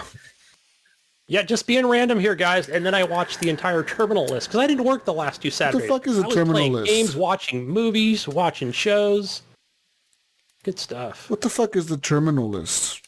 Is that what it's called? Is that the one with Chris Pratt? No. I'm sorry. That's what it should have been called, the list. Son of a gun. No, it is. It is the one with Chris Pratt. No. Yeah, it is. It's on Amazon. Yeah, the terminal list. Yeah. Great show. But what is it about? What is it? What am I watching? What is this? Why should we watch it? Okay, so he is a, one of those Navy SEAL operators, and, he goes down there with his, all his unit or crew to wherever they go, Middle East somewhere, Lebanon, I'm not even sure. And it all kind of goes foul from there, but it's almost like it's basically conspiracy, and it's a thrill ride. Just a lot of him coming back home and trying to find out, people that are on his list, he just kills them. And it could be anybody, that got his unit killed. Oh, And yeah, I won't spoil anything else as far as like who else gets killed, but man, he just goes on a rampage with him and a few other friends. okay. Oh, I'll check it out. 9 episodes, great show. I got Amazon. Speaking of great shows, Mayo's like over here, like, damn, these guys. Another show that I watched, I don't know if you guys remember, a few years ago, we covered that story in the news about the guy who was killed by police during a swatting incident. Man, yes. I believe that happened in Ohio, actually, right? Where did it happen? I don't know. Anyways. I don't know. Where the fuck it happened? That was the one basically where he opened the door, he came outside. Yeah, he opened his front door, and one of the cops thought he was reaching for a gun, and they shot him and killed him right on his doorstep. Jeez. All right, and this guy wasn't even like he wasn't even he wasn't even the one playing the video game. Like there was another guy playing the video game with him, and the dude gave him a fake address. He thought the address he was calling the cops to was the one that the other dude was at, but it wasn't. And pretty much he called the cops on the wrong house. And you know, the crazy part to me of it all is that when the police arrived there, the guy who was swatting the house was still on the phone with the dispatch people. Yeah. He was on the phone with them, and like he was telling them completely different things that were going on from what was actually going on when the cops showed up. You know, he was saying like, "Oh, I have my dad in the closet. My mom is dead, or whatever. I tied my dad up. I have all these guns, or whatever." And then, like, the cops show up at the person's house, and he's like, "Yeah, I'm upstairs." And then the dude opens the door. I'm like, wouldn't like the dispatch be like relaying this information to a cop somewhere like that's there? You know, somebody that's there. Right. Like, hey, but yeah. Anyways, there's a documentary on Netflix that just came out this month or last month in June. And it was called Web of Make-Believe. It's called Death Lies in the Internet. And pretty much the first episode, I don't know if they're all about the same thing, but I think it's just like each episode's a different story. And the very first episode is about that situation, Gunny. It kind of pretty much covers that whole story of the guy who did the swatting. It talks to his family. They talk to his fucking cousin, like his sister, not his sister, but like his brother, his mom. And like they talk to the family about it. They talk like to the cops. Well, the cops don't want to talk about it because they're being sued or whatever. But like they pretty much cover the story, right? Like what kind of went down that day. Like they're like, okay, we know that this happened and then this happened. But dude, like I was watching that, man, and like I legit got really sad, dude, because like we think of the story of that, right? We think of like, oh, some dude got swatted and like he got killed and the cops, and then that's it, right? And the other guy got caught and he got sentenced to prison or whatever for like 20 years or something.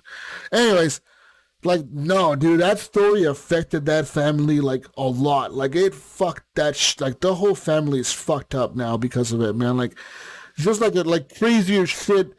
Like off of this one little event, so much bad shit has happened to that family because of it that like it is so sad, dude, to like just think about that. I'm like, fuck, like that is fucked up.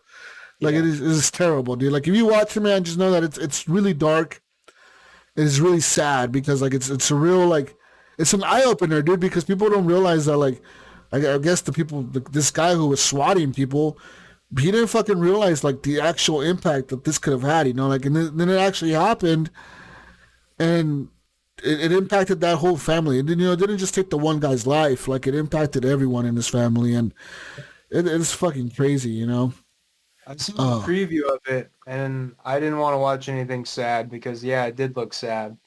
It was fucking sad, dude. Like I legit was like in tears almost, man. I was like, like fucking A, bro. Like this is so sad right now. Like I legit had to like walk away from for like a minute. I'm like, this is fucking too sad right now. I can't watch this, you know. And yeah, it kind of changed the whole perspective on that story for me, at least, because I remember we talked about it. But yeah, anyways, I think I was just going to say really quick, the one that I think about, Jesus, is the one where, and there's probably been several of these where it was a younger guy that went to meet somebody to buy a video game. It was on Craigslist, it could have been. And whatever, they met up, the guy pulled out, I think it was a knife or whatever, and, or a gun, and just shot him and took his like cheap ass like video game, whatever it was. It was like, and I just thought, man, I don't know why, I just think about my kid or something. Like, I don't think he was my son's age or anything, but I don't know, it just seems like, man, that one really breaks my heart, and I try not to really think about that, but thought, man, like just trying to sell like a little $30 video game on, on a service like Craigslist, like is going to get you killed, Crazy. How about just punch him in the face and take the game? It's like, man. Now, the crazy part about the the whole crazy part about the whole incident with the swatting though was like that could literally happen to anyone at any moment. You know, like you don't know, man. You open your fucking door, next thing you know, there's like 50 cop cars outside. Like, how do you react to that? You know, when they're fucking yelling at you different commands to put your fucking hands up and shit. Like, what do you do in that situation? Like, you're confused. It's like the middle of the night. You're like, what the fuck is going on? You know? Can you imagine that? Huh? That should be a ready or not mission. That, yeah, like predict if the guy has a gun or not. Fuck, Oh dude. yeah, that'd be a good one. Well, no, I mean that really already happens in the game. In the game, it already happens. Every guy that surrenders, they have there's a chance, a possibility that they'll pull out a gun and like try to kill you, or they'll pick up a gun that's already on the ground near them, or they'll pull out a knife and try to stab you as you're about to handcuff them. That was crazy about that game, you know, because I was playing it for the first time, and then there's so much that you have to do. You have to report it, and then you have to tie them up, and then you have to report that they're tied up. Like, you have to do a lot just to and that's just for like one body too. Like, that's just for like one guy, and you got to report all the dead people. You got to report all the civilians, and they're like, I didn't do anything. Why are you tying me up? I didn't do anything. Shut up. You smack him in the head. Yeah, I mean, yeah, that game, yeah, it is a little difficult at times. But the thing about the tying up people when they're dead, Evan, is that like some people you can shoot them and they'll go down and play like they're dead. So you can report them as a dead body and you can walk right by them and they'll get back up and start shooting at you like from the ground. They'll just start shooting at you because they're still alive. So tying them up actually like helps you, you know, like it saves you, you know, like it covers your ass, because sometimes you notice when you handcuff them or like when they're dead, they won't stay laying down. They'll actually like sit up, and then you can report them as arrested instead of dead, because at that point, like the game shows you like, okay, you tied this guy up and he was actually alive instead of dead. Yeah. What else you been playing over there, Gunny? As far as games, you know, I did try that game. What was it? Angry Foot or Angerfoot? Angerfoot. Yes. Yeah, Angerfoot. Because I think that was free to play, right? Or it was the demo. Yeah, free demo. Yeah. Man, that was tough. Like I was able to get through the first mission, but I couldn't. I got frustrated trying to get through the second one. Really? Yeah, I could not get through that second part of the house. That drove me insane. It was like, wait, was I? The first or second mission really quickly. You get like these different pairs of shoes, and they give you different perks. And one of them like make it like reload your gun automatically, like you never lose ammo or something like that. It's a big perk to get right away. It was nice because I don't get to the part where there's a part like basically you get like when you pick up a gun, there's only like 5 bullets. And then when you get to the last bullet, you got to throw it, and then you'll pick up another gun. But you won't pick up another gun until you actually throw it. But you get these shoes to give you a perk. It just automatically reloads the gun all the time for you. So like you never run out of ammo. That makes it so much easier. Yeah, I think I can get it now that it's like, okay, I understand, like maybe after I use that 4th bullet or I missed once or whatever it was, I can... Now it's like, okay, I can come through and then kick that guy, you know, so he doesn't kill me, you know, shoot me until then I'm dead or whatever. Or I can just easily just divert around him and get through the door, kick the door open faster, get through it. Did you get to the little like cutscene that was after? How many levels did you make it through? I only made it to level 2. Yeah, okay. I gave up pretty easy. I think it was after dying 20 times on the first one. I think it was after the 3rd level. There's like a random, there's such a random little cutscene, and you're sitting down on the couch, and like you're feeding like popcorn to this like alien chick that's next to you, but you're using your foot. So you're like picking up a piece of popcorn with your foot, and you're putting it in the chick's mouth. Okay. And then you can like grab a glass of wine with your foot, and then you like give it to her, and then like you get a phone call and you answer it. Like you're just using your feet, but it's so weird.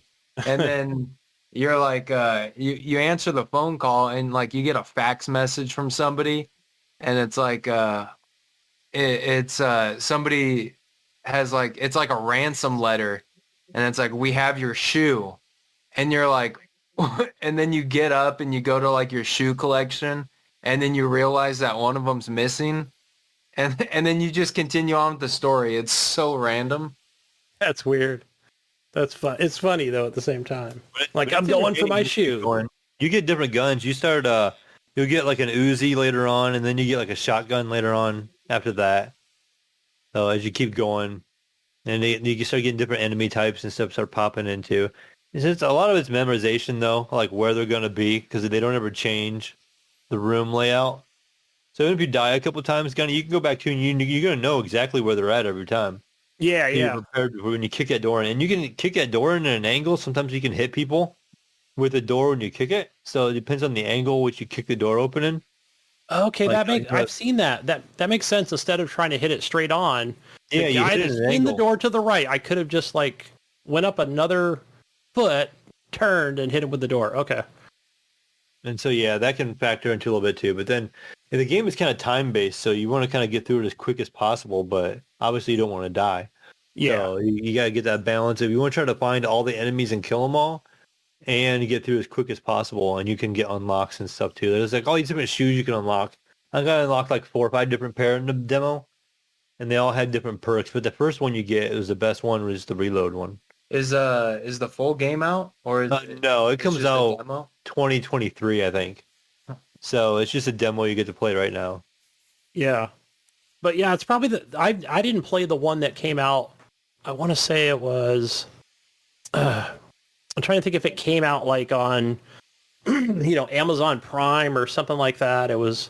I think you guys played something similar, not similar to it, but it was more of a shooter. I might have just kind of dabbled in it, but yeah, I think I'm more of the top down, Mr. Swifty and Hotline Miami type games is what I'm used to. So Yeah, it's like a first-person Hotline Miami in a way. yeah. Yeah. Other than that, I did start up that House Flipper game on Game Pass, and just started it. Basically, did 1 or 2 houses. I think I'm playing that on Game Pass PC. So yeah, there's no resolution for like 1440p, just 1080p. That's all you get. But I like how in the after you kind of do the little tutorial thing with the little house, and then you get a job, and the lady's like, my boyfriend stole my radiator, like out of your house, like just disconnected it and ripped it out of the wall, huh? Yeah, All that right. game has some of the weirdest jobs you got to do, be like something happened or whatever. But it's addictive. It actually gets really fun. I remember Jesus played it forever when he first had access to my Steam library. Played That was what? like House Flipper. Oh yeah, You were playing that a lot early on when you first had access to my library. yeah. But I did run into that issue in the beginning where That shit's it was dope. like, That shit's all right, fun, man. You have just a sit there. cleaning. Yeah, you have a cleaning percentage, right? And I was at 98%, and I'm like, is there like dirt behind a wall or under the couch? I just can't Oh, find it. There's perks actually you'll get, and you can see on the mini map where the dirt's at, and then there's perks you can upgrade your like how well you can see the dirt, and so it makes it easier. Ah, And makes there's like sense. little cobwebs on the mini map. So if you look at the mini map, you can walk into the room and you can see if the room's clean or not. It'll kind of have like a green along the borders of the walls in the room. Like you've done everything in that room, but if there's like dirt in a room, they'll walk in and it'll still be like red on the borders of the room Okay. on the mini map, and then you'll see like little cobwebs on the mini map. So it'll kind of give you a general area what wall at least you need to look at. And a lot of times it's like by a window or something like that, or sometimes the windows are dirty. You got to clean the windows, but Yeah, it's funny because sometimes you only get like a mop, right? But you clean Right. everything with that mop. Like you'll clean the kitchen sink, you'll clean the floor, the couch, like everything. think you change tools that often, but I mean, there is still plenty of tools you get because later on you got to knock down walls, and you got you can build walls, and you got to do like spackling, and then you got to do electrical and different stuff like that. So they limit it just pretty much like to clean. It's like the same mop, There is a different tool for the windows. They have like a squeegee, and you got to rub the squeegee back and forth across the windows to clean the windows. The game really I gets guess- crazy when you start getting the DLC. They have DLC which is like a garden, so you can do the gardens on the outside of the houses. You can do Painting? there's like a video game version. If you own Cyberpunk, there's actually a Cyberpunk DLC type thing that they give you automatically, Nice. which is kind of neat. But yeah, it's good. I can see that actually game enjoy being it quite a addicting. Because I was not leaving that house until it was 100% clean, you know? I was just rubbing that mop all over the place. You know, the windows, kitchen sink, everything, countertops. But yeah, just kind of dabbled in that one. Let's see what else. Oh, I tried a game that my son wanted me to play with him, and I still have yet to play with him. But it's just like, it's a cheap game I got off the Steam sale called Road Trip: The Long Drive. And it's some really badly like graphical, you know, it's a real indie game. But it starts out, you know, you're just like in the desert in this little house, and there's like a little, remember those, I think it was like, remember those little trucks, Mayo, like a Chevy Love or the little Toyota trucks, you know, like they were smaller than a Tacoma at the time. Which that's what it reminds me of. And it's like, okay, I see there's the garage and there's, you know, the jerry cans, the gas cans. What else was there? Oh, there's like a spare tire, a spare wheel. I didn't see a jack anywhere, but I'm just throwing everything in the trunk because I'm like, all right, I guess I'm supposed to take this truck out and go somewhere with it, right? Just playing this game blind. And I'm like, oh wait, there's like a basement right next to the truck. So I go down to the basement and there's like this, like, it looks like a sex doll, bro, with a, like, but it has no legs. And I'm like, all right, this thing's a trip. So I take the sex doll, I put it in the front seat with me, right? But I can't quite like prop it up, so whatever. So I just, screw it, just threw it in the passenger seat, you know? But it's like a bench seat in the little Toyota truck, right, is what I'll call it. And yeah, I found a shotgun. I put some extra rounds in the back because I'm like, I guess I'll have to shoot something. Get in the truck, start going. And man, the controls are hard as hell with just like, you know, WASD or, you know, and using a mouse at the same time. It's like, I don't know. I didn't even think about using a controller for this game. So, you know, I get somewhere in the desert and, you know, I wreck a few times. I don't flip it over, but then eventually run out of fuel. And I'm like taking the truck apart, you know, like just like the doors come off of it. I'm trying to jump in the back of the truck. Like it seemed like you can only hop like 5 inches off the ground. I'm like, oh wait, I guess I can take the tailgate off, you know, so I can get in the truck. I got the shotgun or the rifle. I couldn't find any extra ammo or any ammo for it. I'm like, where the hell did the ammo go? You know, like, because, you know, the fuel can, it didn't have any gas in it. I just start walking down the road. And I think by this time it was daylight. And I've run into like it looked like a rabbit, but a mutated rabbit, like more of a rabbit and a kangaroo or something, you know? And I'm like, I don't know, are these things violent or whatever? And that thing just like kicked me dead. Boom. And I just rolled over about 15 You times. died by basically a jackrabbit, Gunny? Pretty much. It was a jackrabbit kangaroo thing. Yeah, that was it. I was dead. So I got to get in there with my son, who's probably put, you know, many hours in this with his friends. So I think you can do up to 3 or 4 players with this game. I've seen them play it before, and, you know, they just have a blast with it, just goofing off. You know, they're into the Gary's mods and, you know, the Minecrafts and the Starbounds and stuff. So that's in his wheelhouse. So Gunny's always playing these realistic video games like House Flipper and road trip games. Like, yeah, that's my stick, man. That's what I've been playing. And my crafting games like Satisfactory. But yeah, so Satisfactory, guys, I thought I was going to finish. I thought today, before I left for the water park, guys, I had it all set up. I had everything set up, all my my constructors, my other things that make shit, right? And I'm like, cool. It'll probably be done in 8 hours. I'll have that last item completed, and this world will be done after 960 hours. But it looks like a sprawling city. Evan, you got to see it, right? I got to send you a screenshot of it. But yeah, I thought whatever that electromagnetic, whatever the hell I'm making, And so I need 4,000 of those things. And I thought, cool, I can do everything. I don't have nuclear power. I don't need it. This can be completed. And I've got conveyor belts going all over. It's spaghetti hell out there. But yeah, I came home before I saw you guys recording, and I looked on there and only 1,976. So I'm only halfway. So I'm like, no. So it just means I need to make more stuff.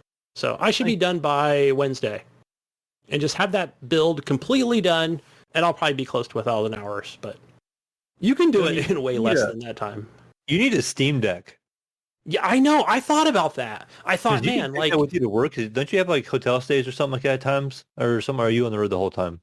I'm on the road the whole time. So okay. No, but I thought about it when I was at the house. I was at the vacation house last week, and what the hell was I playing? It might have been Guardians of the Galaxy. No, I was playing Far Cry 6. But because I just play whatever's installed up there. And I thought, man, I really need a Steam Deck to play, in order to,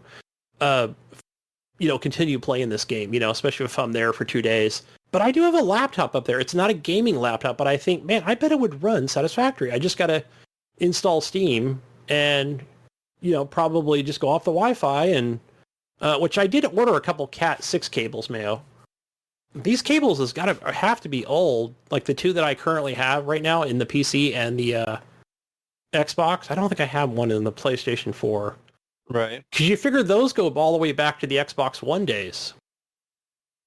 Those cables. And you figure I've already upgraded my router twice. So, yeah, you figure the pins are broken off of those things, so it's like got a little tape around a couple of them. I don't know. It might speed things up a little bit. So yeah, you might want to get some new ones in. Because if I remember why I was telling you I've got that low quality internet at the house, the vacation house, but the Wi-Fi cable I brought up there, the Ethernet cable, didn't work. Yeah, I've tried it twice. It won't work. So so I ordered those for Amazon Prime Day and a few other cables that I need. So just don't try to make your own. It's really hard. It's a pain in the butt. I remember putting ends on some Wi-Fi cables, or not Wi-Fi cables, but router Ethernet cords. Yeah. And it is a pain. There's like 7 or 8 wires. They're all color-coded, and they have to go in a certain order, and they slide into it, but it's so small and so hard to work with. It's a pain in the butt.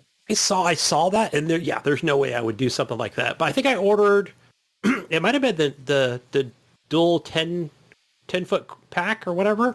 So 2 for 10. I didn't need anything super fancy. So it was like $10 or $12. So, or I might have gotten the 25-foot. Not that I need it, but I just need a couple 10s. It's actually perfect when I'm running it through the wall. So yeah. But that's pretty much what I've been playing. I did play a little bit of that Shadowrun Dragonfall, which is, just think XCOM. These must be older games. I remember seeing these games on the Xbox 360, but I never played them. I remember seeing the cover art for them, but now it's out on Game Pass PC and Game Pass on Xbox. So I don't know how many games it is. I think it might have been 3 different files that downloaded. So yeah, if you're into the XCOM type style games, and I think I talked about it last time we were on the show. But check those out. That's it for me, guys. All I've been watching and playing. All right. It's news time. Breaking news. Not breaking Bring it news. on. Definitely not breaking news. It's not new. Not new now. Now that you're listening. Hideo Kojima apparently came out and said that he had a project that he was making. This project, nobody knows if it's going to be a video game or a movie or something. But he said pretty much when The Boys came out, he started watching some of the episodes of The Boys, and he felt like it was too similar to The Boys, and it was pretty much going to be a story of like a buddy cop detective thing where like a guy and a female or like a partners or whatever, and they're trying to take down like these superheroes or whatever behind the scenes or whatever. pretty much The Boys. That's what he was trying to do. So he said he canned that project. He was like, no, we're not going to do this. It's too similar. People are going to fucking talk shit about me because I copied it or whatever. So no, we're not doing No, he that. wouldn't put his own little weird spin on it at all. No, he said that the main guy he wanted to be the main character of the game was, if you ever played Dead Stranding, he would be the guy who comes into he's Matt Mikkelsen. He's the dad of the baby or whatever. So he's the guy who comes into when you get pulled into the darkness or whatever, into the black goo or whatever, and you go into like World War II and Vietnam and all that shit. He's the soldier that's always chasing you around and trying to kill you. That's who would be playing the main character, he said. Apparently he likes that guy. Apparently he became good friends with him. Because they worked on Death Stranding together or whatever. So apparently he really likes that guy. For some reason, Mayo. Why not bring Norman Reedus back, huh? Make him the main guy. Yeah. Right? Former Sonic team head Juhi Naka has seemingly confirmed that Michael Jackson did compose some of the music for Sonic the Hedgehog 3. Oh. That's right. This question has been widely discussed and argued online for many years because it's widely believed that some of the tracks were composed by Michael Jackson, who was never credited in the final game. Sega has never officially confirmed or denied Jackson's involvement, while various individuals over the years have given conflicting responses. However, a tweet by Naka referring to the recent music changes in Sonic Origins appears to have put the issue to bed once and for all. It says here he was one of the programmers on Sonic 3 and he produced the game. So he said, pretty much said they had to change the music because obviously I don't know, they couldn't get the licensing or whatever to use it again or whatever, Anyways,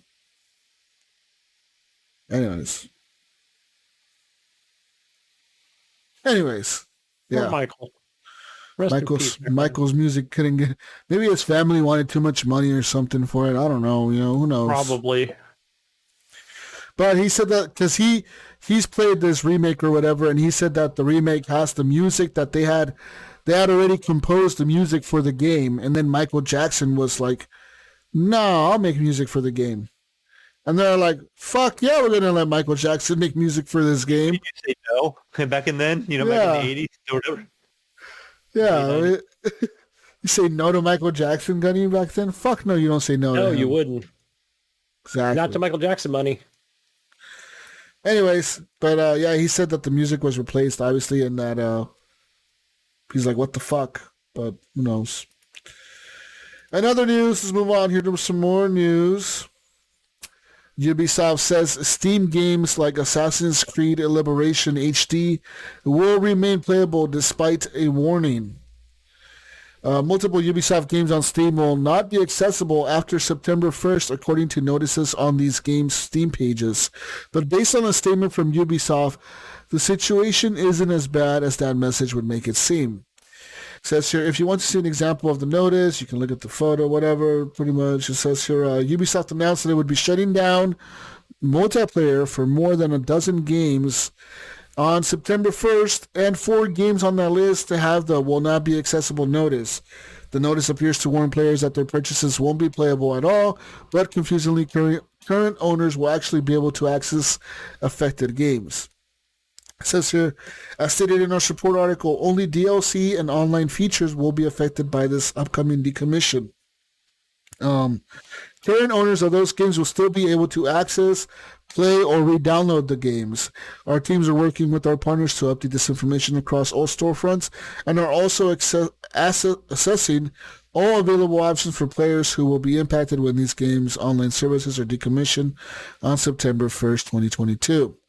So pretty much what they're saying is if you own DLC for these 12 games or more than 12 games, you better download that DLC because you won't be able to download it after the 1st of September. And if you like to play those games online, well, guess what? You're fucked. And these are pretty much all the Assassin's Creeds except Except... Probably except Valhalla, right? No, except the new ones. So, like, the last... since Origins, they're all good. Yeah, I can read off the list. It's kind of small, Jesus. It's just Anno 2070, Assassin's Creed 2, Assassin's Creed 3, Assassin's Creed Brotherhood, Assassin's Creed Liberation HD, Assassin's Creed Revelation, Drivers San Francisco, Far Cry 3, Ghost Recon Future Soldier, Prince of Persia The Forgotten Sands, Rayman Legends, Silent Hunter 5, Space Junkies, Splinter Cell Blacklist, and Zombie U. Yeah. And that is it. Play Zombie U. A lot of these are like On the Wii U. Xbox 360, PS3 type game. They're all the shit. Yeah. No one's playing them. And that's probably why. They're just getting rid of some of that old stuff and just, probably a very small player base. And I think we'll see, like it talks about September. I don't know. Then they'll probably just bring them back at the beginning of the year again, as a bundle or something. Who knows? Well, they're back on Steam. I doubt it. They'll just keep them on the Uplay store or whatever it's called. Yeah, whatever. Self-puncher. It's free. A single-player Apex Legends FPS game is in the works. It will not be Titanfall 3, or it might not be Titanfall 3, but Respawn Entertainment is now hiring for a new single-player Apex Legends FPS game described as an Apex Universe incubation project. That's right. The new project, which is currently unnamed, is described as a developer's dream playground with the freedom to innovate made possible by the unique universe it inhabits. Says here several jobs listings for this project include a senior systems engineer and a hard surface artist. That's there you right. Go, Pinpoint. Yeah, you should be out here applying. You want to be a hard surface artist? Yeah, you know what hard surfaces you'll be painting. All the hard surfaces. Look at him. I like Evan's reaction. I just wanted to get a reaction out of Evan over there. To make sure he's paying attention. Anyways, they're hiring. Who knows what it is? I mean, it's just they're hiring. Guys, they're probably not even working on it yet. They're just hiring. Okay, so fuck it. Who cares? In other news, let's move on here to some more piece of news. Rockstar is now confirming that to not expect any more major updates for Red Dead Online as it continues to shift all the development resources towards Grand Theft Auto 6. This is bad news, of course, for Red Dead Online players who have for some time complained that the game had been underserved and overlooked by Rockstar in comparison to the more lucrative GTA Online. So it says here, Rockstar has laid out its plan to keep Red Dead Online on live support, and they're moving over to GTA 6. It says here, over the past few years, we have been steadily moving more development resources towards the new entry in Grand Theft Auto series, understanding more than ever the need to exceed players' expectations, and for this next entry to be the best it can possibly be. And as a result, we are in the process of making some changes to how we support Red Dead Online. These changes will mean that there will no longer be any further major themed content updates like in the previous years. Instead, Red Dead Online players should expect events highlighting existing content, plus seasonal special events and experience improvements. Also, apparently, you're going to receive some new Telegram missions that you're going to be able to do later this year. So, yeah. Yeah. People are a little mad. Amazing single player, right? Amazing single player and a good online. Good online, right? Not great, not amazing, fun with friends. But it had a good run, right? It's just, that's all it is, right? It's not GTA. Can't make it be GTA. Yeah. Yeah, GTA 6 though, man, that game's gotta be huge, right? Like, imagine how many copies? We should probably call it right now. How many copies will this sell in 4 years, right? I guess we're making a prediction 4 years from now. You know what GTA 6 is gonna be? It's gonna be an MMO, dude. It's gonna be like GTA. the online version of that game is gonna be like an MMO. It has to be. Like they have to do GTA Online now, but in a bigger scale, right? Get more players on the map. Get unlimited players on the map, even. Like, just fucking say, fuck it, we're doing this, like, fuck it. Do whatever you want on this fucking game. Like, we let you do anything. Okay, so the current way it is, right? It's almost like that. I don't want to compare it to a Destiny 2, but it's online multiplayer, right? It's not an MMO. But I don't know. So how would that work in the modding community? I mean, how much are mods used? Especially when the people are doing a lot of role playing. I think that just kind of adds, to this game the way it's currently structured. Right. Why not just take those mods and implement them into the game already? The mods are usually mods that let you be like you could be a cop, or you could be a paramedic, or you could be a firefighter, or you could be a pilot or whatever. Like, why not just add those into the multiplayer? Be like, all right, now you choose a career. Like, you want to make some money the legit way, you can do this. Or add that to that MMO style type game that they could actually be working on. And stuff. They're probably aware, these people are doing this, and they probably are doing something like that where you can do roles or whatever. Like, okay, pick what role you want to play. You're going to be the cop, or you're going to be a paramedic, or you're going to be a fucking a criminal, you're going to be a gang member, or you're going to be whatever, like choose what you want to do.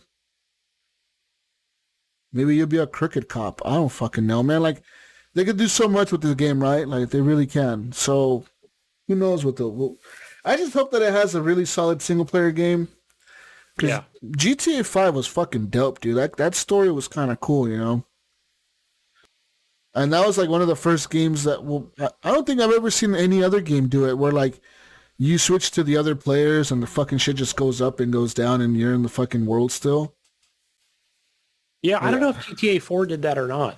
With no, of course not. Ballad of Gay Tony, or if that was just like you just play as. No, GTA 4 was had some like top actors in that game. No, GTA 4 was you played as one character. Like, GTA 5 was hella dope, though, because you can actually, like, find Franklin driving around the streets and, like, go up to him as Trevor or as Michael, and he would acknowledge, like, that you're there. He'd be like, what the fuck are you doing, man? Like, leave me alone. Yeah. And then you could keep bugging him. You could, like, follow him around and shit. Then eventually, like, if you stayed around them for too long, they'd fucking, like, punch you or something. They'd, like knock you out, and you'd wake up, like, in the hospital or, like, in the middle of nowhere or whatever. Yeah, and then when you go to do their mission, they're like, hey, what's up, buddy? Yeah. Glad you're here. We're going to go do that thing. Let's go. In other news, let's move on, here's some more news. E3 news. E3. So it says here, weeks after the ESA announced that, no, seriously, E3 is dead, whatever. Now they're ready to share some more details in a press release. The ESA announced that it's partnering with Reed Pop, the production company known for running the Penny Arcade Expo and the New York Comic Con, to facilitate this industry event. So it says here, we are thrilled to bring back E3 as an in-person event with Reed Pop, a global leader in producing pop culture events, said the ESA CEO Stanley Pierre-Louis. According to this press release, E3 2023 will return to LA Convention Center. And, Yeah, see, now next year I have to go to California. Yeah. Well, I wonder if they're going to be like, fuck it, like, just buy tickets to this. We don't even, like, you don't have to be media. You don't have to be nothing, like, well, because remember the last few years of E3, people could buy tickets. Like, what if they're just like, fuck it, this is now a con. Like, this is the E3 con or whatever. Like, just everyone could come. Don't they do like a lottery system, like to get tickets? Yeah, you have to if you get in, you may not get in. Well, and I think and then it's separate for like people that actually have press badges. But I guess as a normal, regular person, probably is a lottery system. Yeah. Further in the article as well, Jesus, looks like BlizzCon is also returning to in-person events. Is that Mike Ibarra said he's going to make it happen? He wants to make it happen. Mikey Barra, formerly of Microsoft, now back working for Microsoft under Blizzard. Yeah. So, As long as they're not I mean, everything's going to return, right? I mean, announcing mobile obviously, games. COVID is over. COVID doesn't exist no more. yeah, what's that? Okay. But in all seriousness, though, COVID is still around. But, yeah, like events are just going to return, man. Concerts are coming back up. Things are happening. Restaurants are open. People are doing shit, you know. Like, Hey, see, I was right, Jesus. I was right. E3 is going to come back. Even though when they announced it was dead, I was like, nah, there's going to be something. I wonder, will they call it E3? Will they call it, will it be PAX? I don't know. But I guess in some capacity, right? And we're going to see, I think we'll also see more, what is it Sony has? Not their state of play, but their actual, where they do like their smaller convention things. yeah. Remember when they did one in, they do them in different places, LA, Florida, wherever, New York. So, yeah, they'll be back. They bring in the money. Right? They build it and they plan it. People will come. Well, let's see here. I'm trying to look for more news. More news. There was one here, Jesus. I don't know if you saw that. It was the that Dr. Disrespect is making a game. That we just have more information on it. All right, well. I guess his studio is hold on. Midnight Society. Oh, wait. The type of game that they're making. Obviously, it's going to be a shooter. Dr. Disrespect. You may know him as Dr. Disrespect, Evan. Okay. So you may know him. My brother dressed up as him for Halloween like 2 years ago. He was able to buy the wig, the glasses, the mustache, like the little vest he wears. Says here, this game is being made by Dr. Disrespect. It's a self-proclaimed AAA studio that he has supposedly called Midnight Society, which includes people that have worked on Call of Duty like Robert Bowling. It says here there's a new blog post detailing what the game actually is, and I'm going to go to that right now, actually. Fuck this article. We're going to the fucking blog post. What to expect, Mayo? What to expect? Midnight Society is building the next AAA competitive PvPvE. That's a mouthful. First-person shooter. Yes. And we're doing it openly and transparently, one snapshot build at a time. We will release snapshots, which are playable experiences focused around specific milestones, every 6 weeks. Every milestone has a feedback parameter around weapons, player abilities, gameplay, and play spaces within the game. Our team will be collecting the feedback, prioritizing it, and applying it to the upcoming snapshots. Access Pass holders have exclusive access to download these snapshots. Dev roundtables, both online and in person, will allow us all to discuss the design of each feature, weapon balancing, and other core gameplay loops. Access Pass players have full rights to stream and create content from the early playable snapshots and share their screenshots, the assets, the live streams, or any other content they create from the build and its supporting visual variant guide. So, This is being called a vertical extraction shooter. So are we talking Escape from Tarkov or whatever it's called? Something similar to that? I assume he's played a lot of that game. who knows? Or is this going to be like a battle royale? Oh, fuck knows, man. I mean, who knows? I don't know. I'm not really excited for this. It's too early for me right now. Yeah. I think he's just trying to get some people hyped with this little information he's put out. But hey, he did help get Mayo's game out the door, So I remember that. What's that? I said he did help get your famous shooter out there with the game that you play all the time. I remember he was working on that game. Which game? Damn, now it escapes me. The first-person shooter, Mayo, that you play all the time. Apex? Yes, Apex Legends. So I have faith in Dr. Disrespect that he's going to put out a great game. Oh, okay. No, but no Battle Royale. Come on, we've got enough of those. Extraction shooter, right? We've only got 2 of those games. One being Escape from Tarkov, and I think there's that other one out there from Amazon or something. I don't even know who made that game. It's more of a hobo version of it. Might be on Game Pass.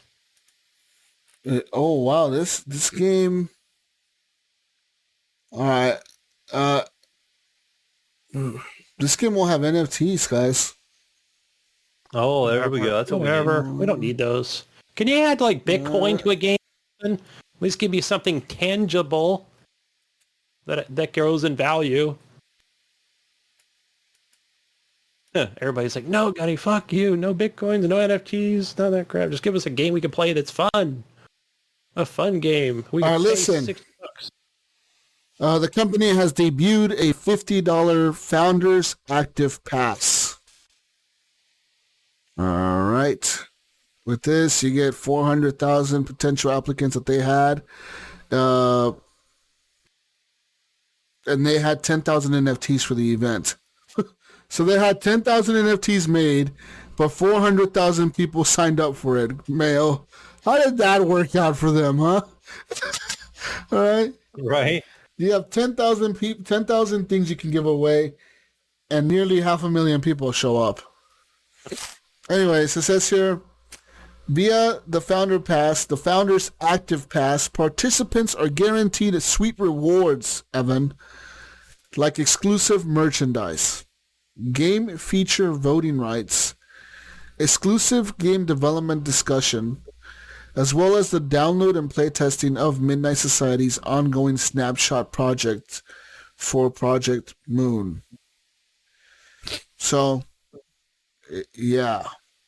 I don't know. You know, I understand. I know it takes a lot of money to fund development for games. I've seen that with, gosh, what is it? Now they've joined Microsoft, but also, other studios. I've seen that where they're like, yeah, look, I don't have to go out and try to scrape up money for development. You know, you got Microsoft money or you get Sony money or whatever it is. But that's what Dr. Disrespect needs to do, right? Fuck these NFTs, man. Go out, get Microsoft to buy you or fund you or do something exclusive. But I don't know. Screw these NFTs. Anyways,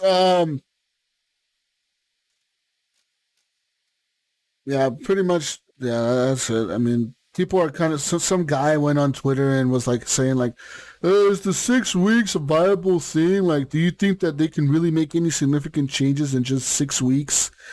And somebody replied, like, innovation comes from trying stuff that other things won't work, so maybe they'll discover something cool, blah, blah, blah. And then this guy who first tweeted about like all these, like, can they really do this? Do you think they could pull it off? Game dev folks, is this viable? And then Dr. Disrespect tweeted back, he said, damn, we forgot to run our plans by the game dev folks. I hope they say it's okay. He's funny. Yeah, I mean, like, like, who cares, man? Like, just do your thing, right? I mean, if it fucking works for him, it works for him, dude. Like, you know, who knows? It might be the future of developing video games is fucking being open about shit with your fucking people for weeks or whatever, you know? Development cycles or whatever. Who knows? Or maybe it'll just fucking burn up because they can't keep up with all the demands people want. Right? Yeah. You know, you can't keep up. You can't do all the changes. You do one change, you piss everybody else off. You do another change, you piss the other people off. And that's how it's going to go. Yeah. Anyways. What else here? Let's move on. Oh, I got one last piece of news here. So there's a ransomware group, Mayo, called Black Cat. Okay. And they have added a Japanese developer known for his games like Pac-Man, Dragon Ball, and Elden Ring to the list of his victims. Just a few hours ago, literally, like not even that long ago, a group that monitors malware source code online known as VX Underground was the first to spot it and share the information on social media. The same source has previously reported on other attacks like the NVIDIA one before it was officially confirmed by NVIDIA. It says here, their tweet says ALPHV ransomware group, alternatively referred to as Black Cat ransomware group, claims to have ransomed Bandai Namco. So they like pretty much hacked them, took over their shit, and they're holding that hostage. Damn. So it says here that yeah. It says here hackers have claimed that they'll release Bandai data in their possession soon. And the extent of this hack is not officially known yet. Bandai Namco has been quiet. They have not responded to any comments or rumors. And yeah. What do you think, guys? You think Bandai Namco is fucked right now? They just gave away all of Bill Gardner's information because he owns Elden Ring like in 10 different stores. You know, I do have some information. Like I do have a login for them for I don't know what it wasn't because of Elden Ring. It was another game, but you know that I signed up for. But I don't know. Maybe just get my name and password. I don't have a credit card tied to it. Gunny, you're hacked, Gunny. Hacked. Like the Canadians got hacked last week when my wife was in Canada. Dude, legit, Canada didn't have internet for like hours, Mayo, like a day. Oh yeah, I remember Ryan saying when we were talking to him in group chat, like he didn't have any internet. Legit. Yeah. Well, so check this out, guys. So real quickly, my wife was there a week for a wedding, and then they were in Edmonton up by Leahy, and so they went to this. We're like, yeah, we're at the Starlight Casino. I don't know if it was like a tribal casino thing. But they were at this mall. They said it was huge. It was like this huge mall. And even Leahy said he gets lost when he goes. They had this big hockey rink in the middle of it. And they were playing hockey, you know, because that's what they do in Canada. Drinking maple syrup and playing hockey. And so they went to the casino, and my wife was telling me that she had, it was like whatever. She had $50 or $60 in American US dollars, right? Our plain ass hobo money. She's like, I need Maple Leaf money. I need Canada money. So she needed to convert that, obviously, to, you know, put more money in the machine. And the lady's like, yeah, well, the system's all down and the internet's down. And she goes, I can only give you $14. Oh, it was $100. I can only give you $14 Canadian for your 100. The wife's like, what? Did I understand you correctly? Yes. $14 Canadian or what? No, he's like, hell no, give me my money back, you know? So, yeah, it was crazy. Tried to rip her off over there. I don't know. But, yeah, maybe the lady couldn't pull out a calculator and do the conversion rate because the internet was down. Sorry, Canadians. But I'm glad your Rogers system is back up and running.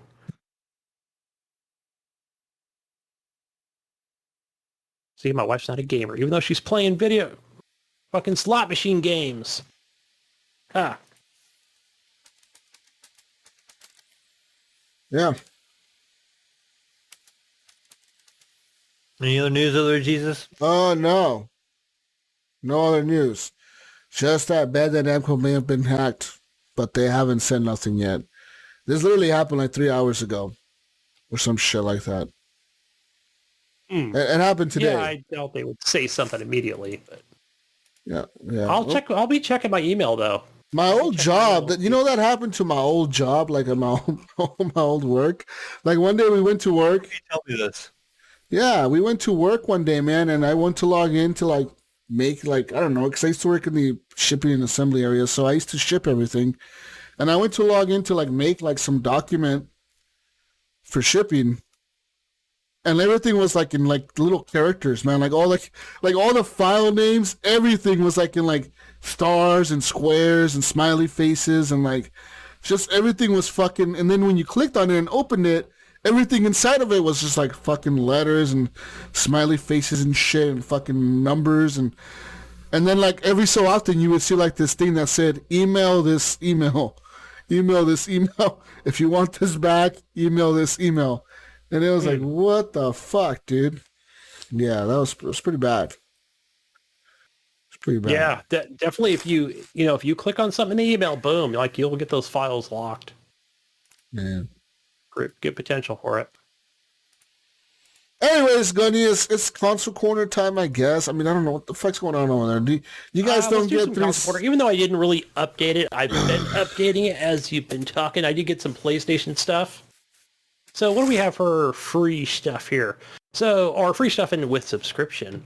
So for your PlayStation Plus for the month of July. So I guess that's still happening, huh? I would like to also get a list of games, but I just have to actually follow up on that. Get a list of games for what's on these services. But for now, if you do have PlayStation Plus, and we'll continue to do that and gets integrated with whatever new services out there, you do get Crash Bandicoot 4. And it's about time. So that is on the PS4 and the PS5. I want to get my PlayStation Plus back again and just do the bottom tier. Or do the mid tier for 3 months. Try that out. Second game is the Dark Pictures Anthology, Man of Medan. Never played that game. That's on all platforms. That is on just the PS4. And your last game is Arcadegon. I don't even know how to say that, but it's Arcadegon. So that's on the PS4 and the PS5. So that is what you have for PlayStation. Xbox, what is new on Xbox? Anything here? Let me just click on it here really quick here. I'll just go to recently added on the PC, on the computer. So you do have, we got a tennis game, Match Point, Championships. Hell yeah, I'm going to download that. I've never played a real tennis game. So maybe I'll just do a hot take on that without actually watching any tutorials. Kind of like what I did with cricket, And then I'll do some rugby. Why not, mate? So yeah, go for Match Point Tennis Championships and Road 96. I know you played this, Jesus. Road 96. So check that one out as well. And let's see. Yakuza 0 for Windows 10. So probably an older game that's on there. I don't know. I downloaded it, have not played it yet. I think Ryan bought one of those even before it even came to Game Pass. So I think I played Yakuza Kiwami, but not Yakuza 0. So that's what we have in the land of Xbox, Gold, and Premium, and Plus, and Ultimate, and all those different things. And Game Pass. And moving over to Epic Store, guys. Free games you can just claim right now through a browser. Even if you don't have a gaming PC, I do recommend you still claim those games so that when you do, you will have all these games to play in your library. And that is the Killing Floor 2. I've played this game, guys. I played it by myself. I think I've played it once with somebody else years ago. But it is only fun with friends. I do not recommend to play this game alone. Because it is like a horde-based mode game. So yeah, get ready, get your guns, and then first wave of enemies comes out, and so kind of hard to watch your back, so you just have to be running forward the entire time, unless you have 2 or 3 other friends with you. So it could be a lot of fun. Yeah, this is a lot like World War Z, if I remember right. Before World War Z, but what's his name from the DLG Gaming? He was actually on the show, and he was talking about it, and he's talked about it on the DLG podcast. Yeah, so, Robert Digital from over there. Yeah. So that's another reason, like, I'm not going to download it again. I'm going to try it, but I got to get a few friends in there and play it. So, and the second game you get from Epic is called Ancient Enemy. Doesn't look that great, but claim it anyway. Don't download it. So, but that's all we have for free games and subscriptions. Moving over to, what do we have here for the community questions, guys? We've got a few, actually, from Facebook and Discord, and even one from Shirt Pockets. So what do we have here? That guy in Ohio, cutting down all the corn to get to Mayo's house. I was playing Valhalla, and I was thinking about how long it takes to show the title screen Mm. of the game. So I don't know if it took me like 3 to 4 hours. I mean, it was probably like at least 2 hours, but probably like 2 or 3 hours into the game, and then it shows you like the title of the game. And you think it's got a purpose to it for dramatic effects, or is it just a trendy thing to do right now? Like, I think it's trendy. I They've, want to they've say... always, that's not trendy because Assassin's Creed has always done it. Oh, that's true. Yeah. They've done it. Origins. They've done it since before Origins. They've done it with Assassin's Creed 3, Assassin's Creed 2. in Odyssey. And I think 3, Assassin's Creed 3, wasn't it? How many hours was it before you reached that screen? There was like 4. I thought it was longer than that. I thought it was a ridiculous number. No, I think it maybe was more like, people were blowing it out of proportion, but yeah, it was like 4 hours. It was when you played as a dude, and then the people were blowing it out of proportion because you played as one guy, and then it would switch over to the other guy, and they're like, "What the fuck?" that's the story. Yeah, people didn't like that. So But They just do that to make the game seem bigger. Like, okay, now the game is actually going to start after you played for 4 hours. well, I mean, Cyberpunk did it. Maybe a sense of scale. Like, okay, you know that you're in for a big game when you play for 3 or 4 hours, and now you're at the title screen. Maybe, yeah. I think Final Fantasy 15 I played did something similar to that. Maybe all of them do. Who knows? I think a lot of games that are that big do that. Like Cyberpunk did it. Forza did it. Because remember the last Forza you had to play for so long? Yeah. You had to play all the seasons, and then it let you get into the multiplayer finally? Yes. Yeah, there's that. Forza did it.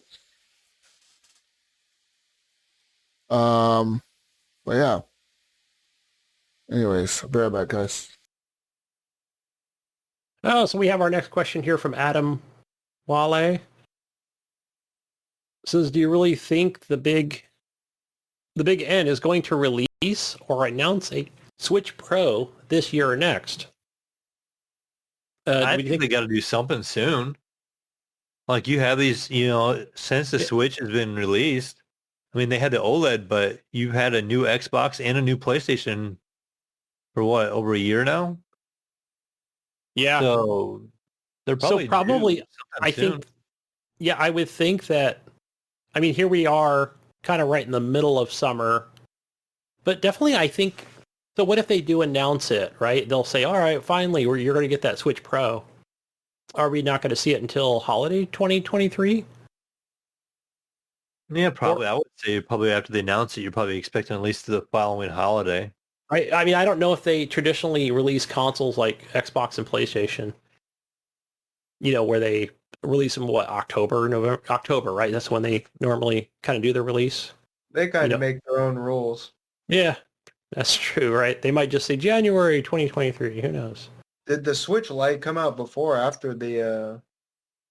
That was first. Wasn't the Lite first? And then they announced the OLED one? Yeah. The OLED was the newest one, but I thought the regular Switch came out before the Lite, right? And then the Lite? Yeah. Because that was the handheld only version, the cheaper version. Yeah, the controller. And then I want to say that I remember those having different colors, even though I don't own one. I remember reading that. They were pretty colors, too. Animal Crossing versions and stuff, yeah. But yeah, I would say probably here soon. I think I would say my guess would be next holiday. By next holiday, we'll see a new one. Yeah. Maybe not a Switch. Maybe not even like a Switch Pro. Maybe a Switch 2? Yeah, maybe they'll call it like Switch 2. I think they're gonna come out with something new.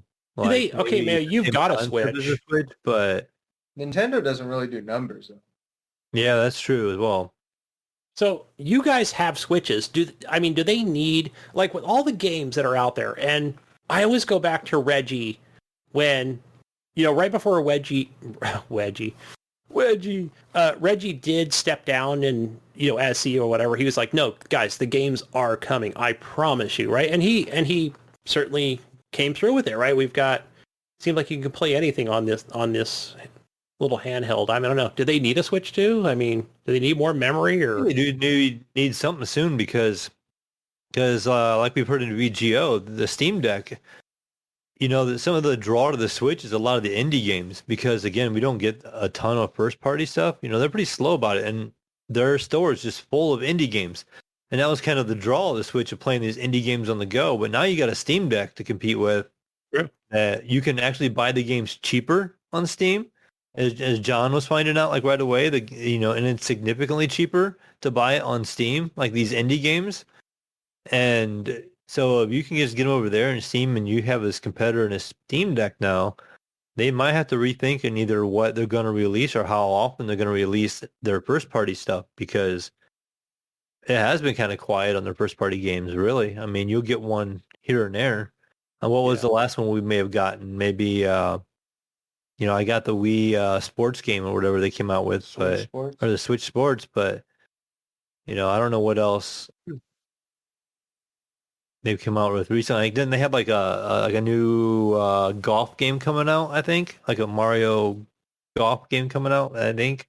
I thought it was tennis or something, but I know they have Pokemon, or tennis. Pokemon's coming out this year. The new their new version of Pokemon. But that's what I'm looking forward to. yeah. Yeah, I feel like they have to figure something out here soon, because, like I said, I think Steam's going to start stealing some of their thunder. A little Like bit, John was right? saying, he doesn't even use his Switch at all anymore. Like, But that goes for any company, right? That, how do we keep them in our ecosystem? We don't want them going to Steam Deck, Right. People purchasing that. Performance like on the Steam Deck. They're pretty good. Yeah, everybody's saying it's really good. Most games run at like 60 frames. I mean, the resolution is lower, but it's a small screen, Yeah. so it looks pretty good still. Is it 720 like the Switch? No, I think the Switch is only like 5 something even. And I Is think the it? Steam Deck is the same as the Switch. I'm not positive on that, but Yeah, so they got a little competitor in there. So Nintendo needs to step up their game. But maybe that probably means we'll see the, Switch yeah, the Pro. OLED Switch is 720. But they were actually Steam Deck all LCD supports a slightly higher 1280 by 800. But I think, like John was saying, I think he said that OLED has a better looking screen. Like, it's a little bigger and it's a little brighter because it's an OLED. You get those better darks and stuff. So right. he was saying it's a more vibrant, better looking screen than the Steam Deck. But he said he's still been playing everything on it. He says, like, by no means is the Steam Deck version bad. He just thought the Switch version was a little brighter for the the OLED, but Right. Also, I guess a question, since I don't really own a Steam Deck, I assume you can just put that thing in. Is there like a dock mode or something? You can play it on TV? they don't have one yet. They're working on it. And I guess there's like third-party companies, like Chinese ones that you can make, and you can dock it and plug it to a monitor and play it. But mainly right now, it's just handheld mode for the most part. Yeah. Some people say they wish they had a kickstand, kind of like the Switch, because you could just set it down and Bluetooth the controller to it and use the controller and, just set it down and play some of your games. But I do know they make like stands and stuff for them already too, or little cases with a stand, on the market already to buy, where you can just have a kickstand for it. The Switch has one, right? Yeah, the Switch has a kickstand. Yeah. I don't think I've ever used my kickstand on my Switch, but it does have one. Mm-hmm.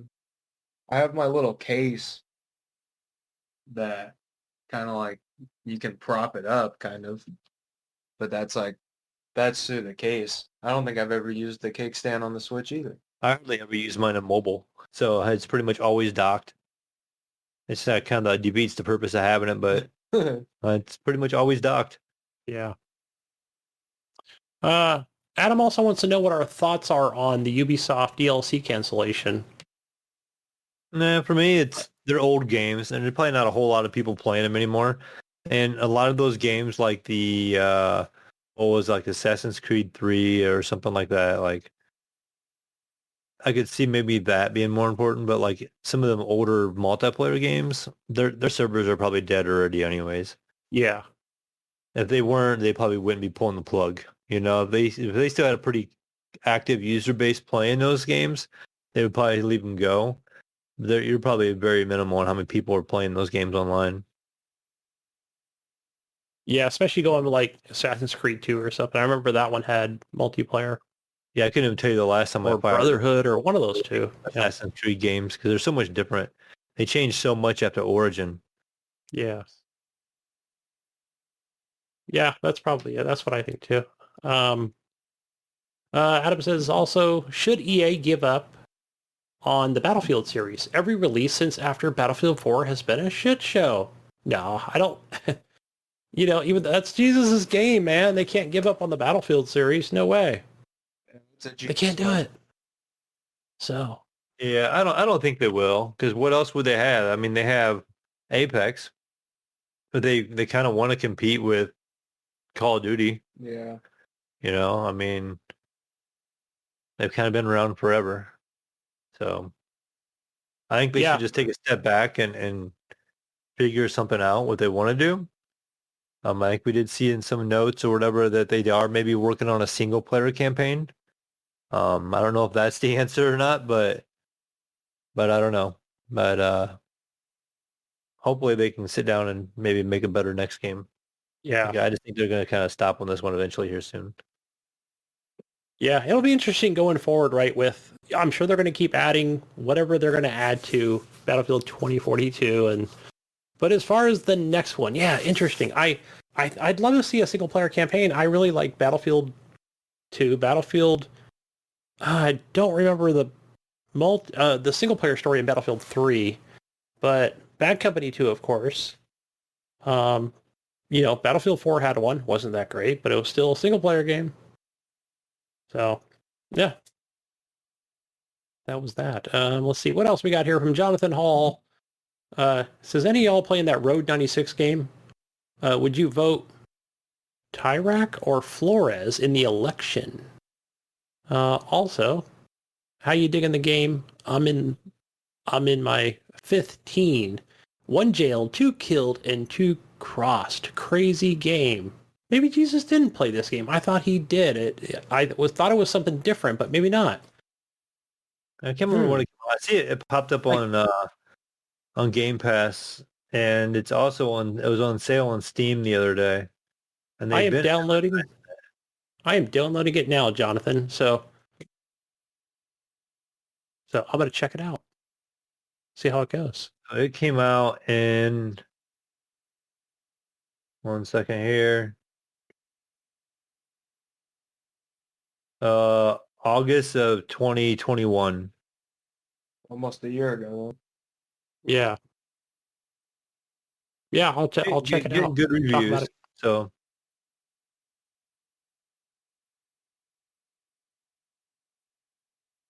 downloading my 13 gigs, Mayo, into the hard drive that you sent me. So got plenty of room on that. It'll load slow, but it'll play great. Nice. Yeah, something like that. I mean, it's once you get it to go, it's a small game. It won't be a big deal if it loads slow. Yeah. But I think that's it. I don't think Jesus is coming back. I think he said he had to go. Like he had something come up, so. Bye, Jesus. Walks a lot. You can find him on everything. Jesus walks a lot. But yeah, I think that's all we have for the questions, guys. We are finished with the show, I'd say. Yeah. You can find me over at on Discord and Xbox app and on Origin and all those is the Mayo or the Mayo 1. Probably playing a little bit of those single player games, maybe some God of War yet again. Mess around with that, continuing, and probably I feel like I want to play some more Watch Dogs 2.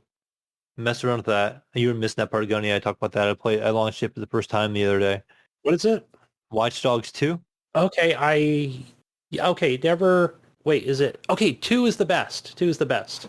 Yeah, is it 2? It's gonna be really fun. So no, Watch Dogs 1 was really good, but I never finished 2. But what about you, Evan?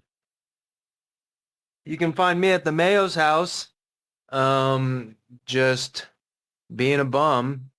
And I'm on, let's see, Xbox, A1 Thick Sauce 6.9, PlayStation as Shirt Pockets, and I'm repping Evan on Steam. What else? You're not getting my Switch code because I don't know it. But yeah, in Discord, I think I'm Shirt Pockets too. So yeah. What about you, Gunny? Where you at? I'm Gunny Chief. What a word. That's on everything. Pretty What much on about Twitter? Xbox and Steam. On Twitter, I am Kane Marston. That's KAINMARSTON. But I still have like my Gunny Chief thing there as well. But I guess I am at Kane Marston. You know, I got to keep it secret, guys. I take pictures. I take pictures with my phone, weather pictures and road pictures, and I don't want to end up on the news anymore. And, you know, the boss like, you're on the news again. And you're working. What's going on? Yeah, so that's where you can find me. And on the PlayStation, HGP_Gunny. That's my PlayStation ID. All right. Well, that's it, Gunny. I guess we're out of here. Catch us next week on another episode of the Horrible Gamers podcast. Episode 400. Yes. Yeah. 400. What does Gidget say, guys? Peace out, Brussels sprouts. See ya. Bye.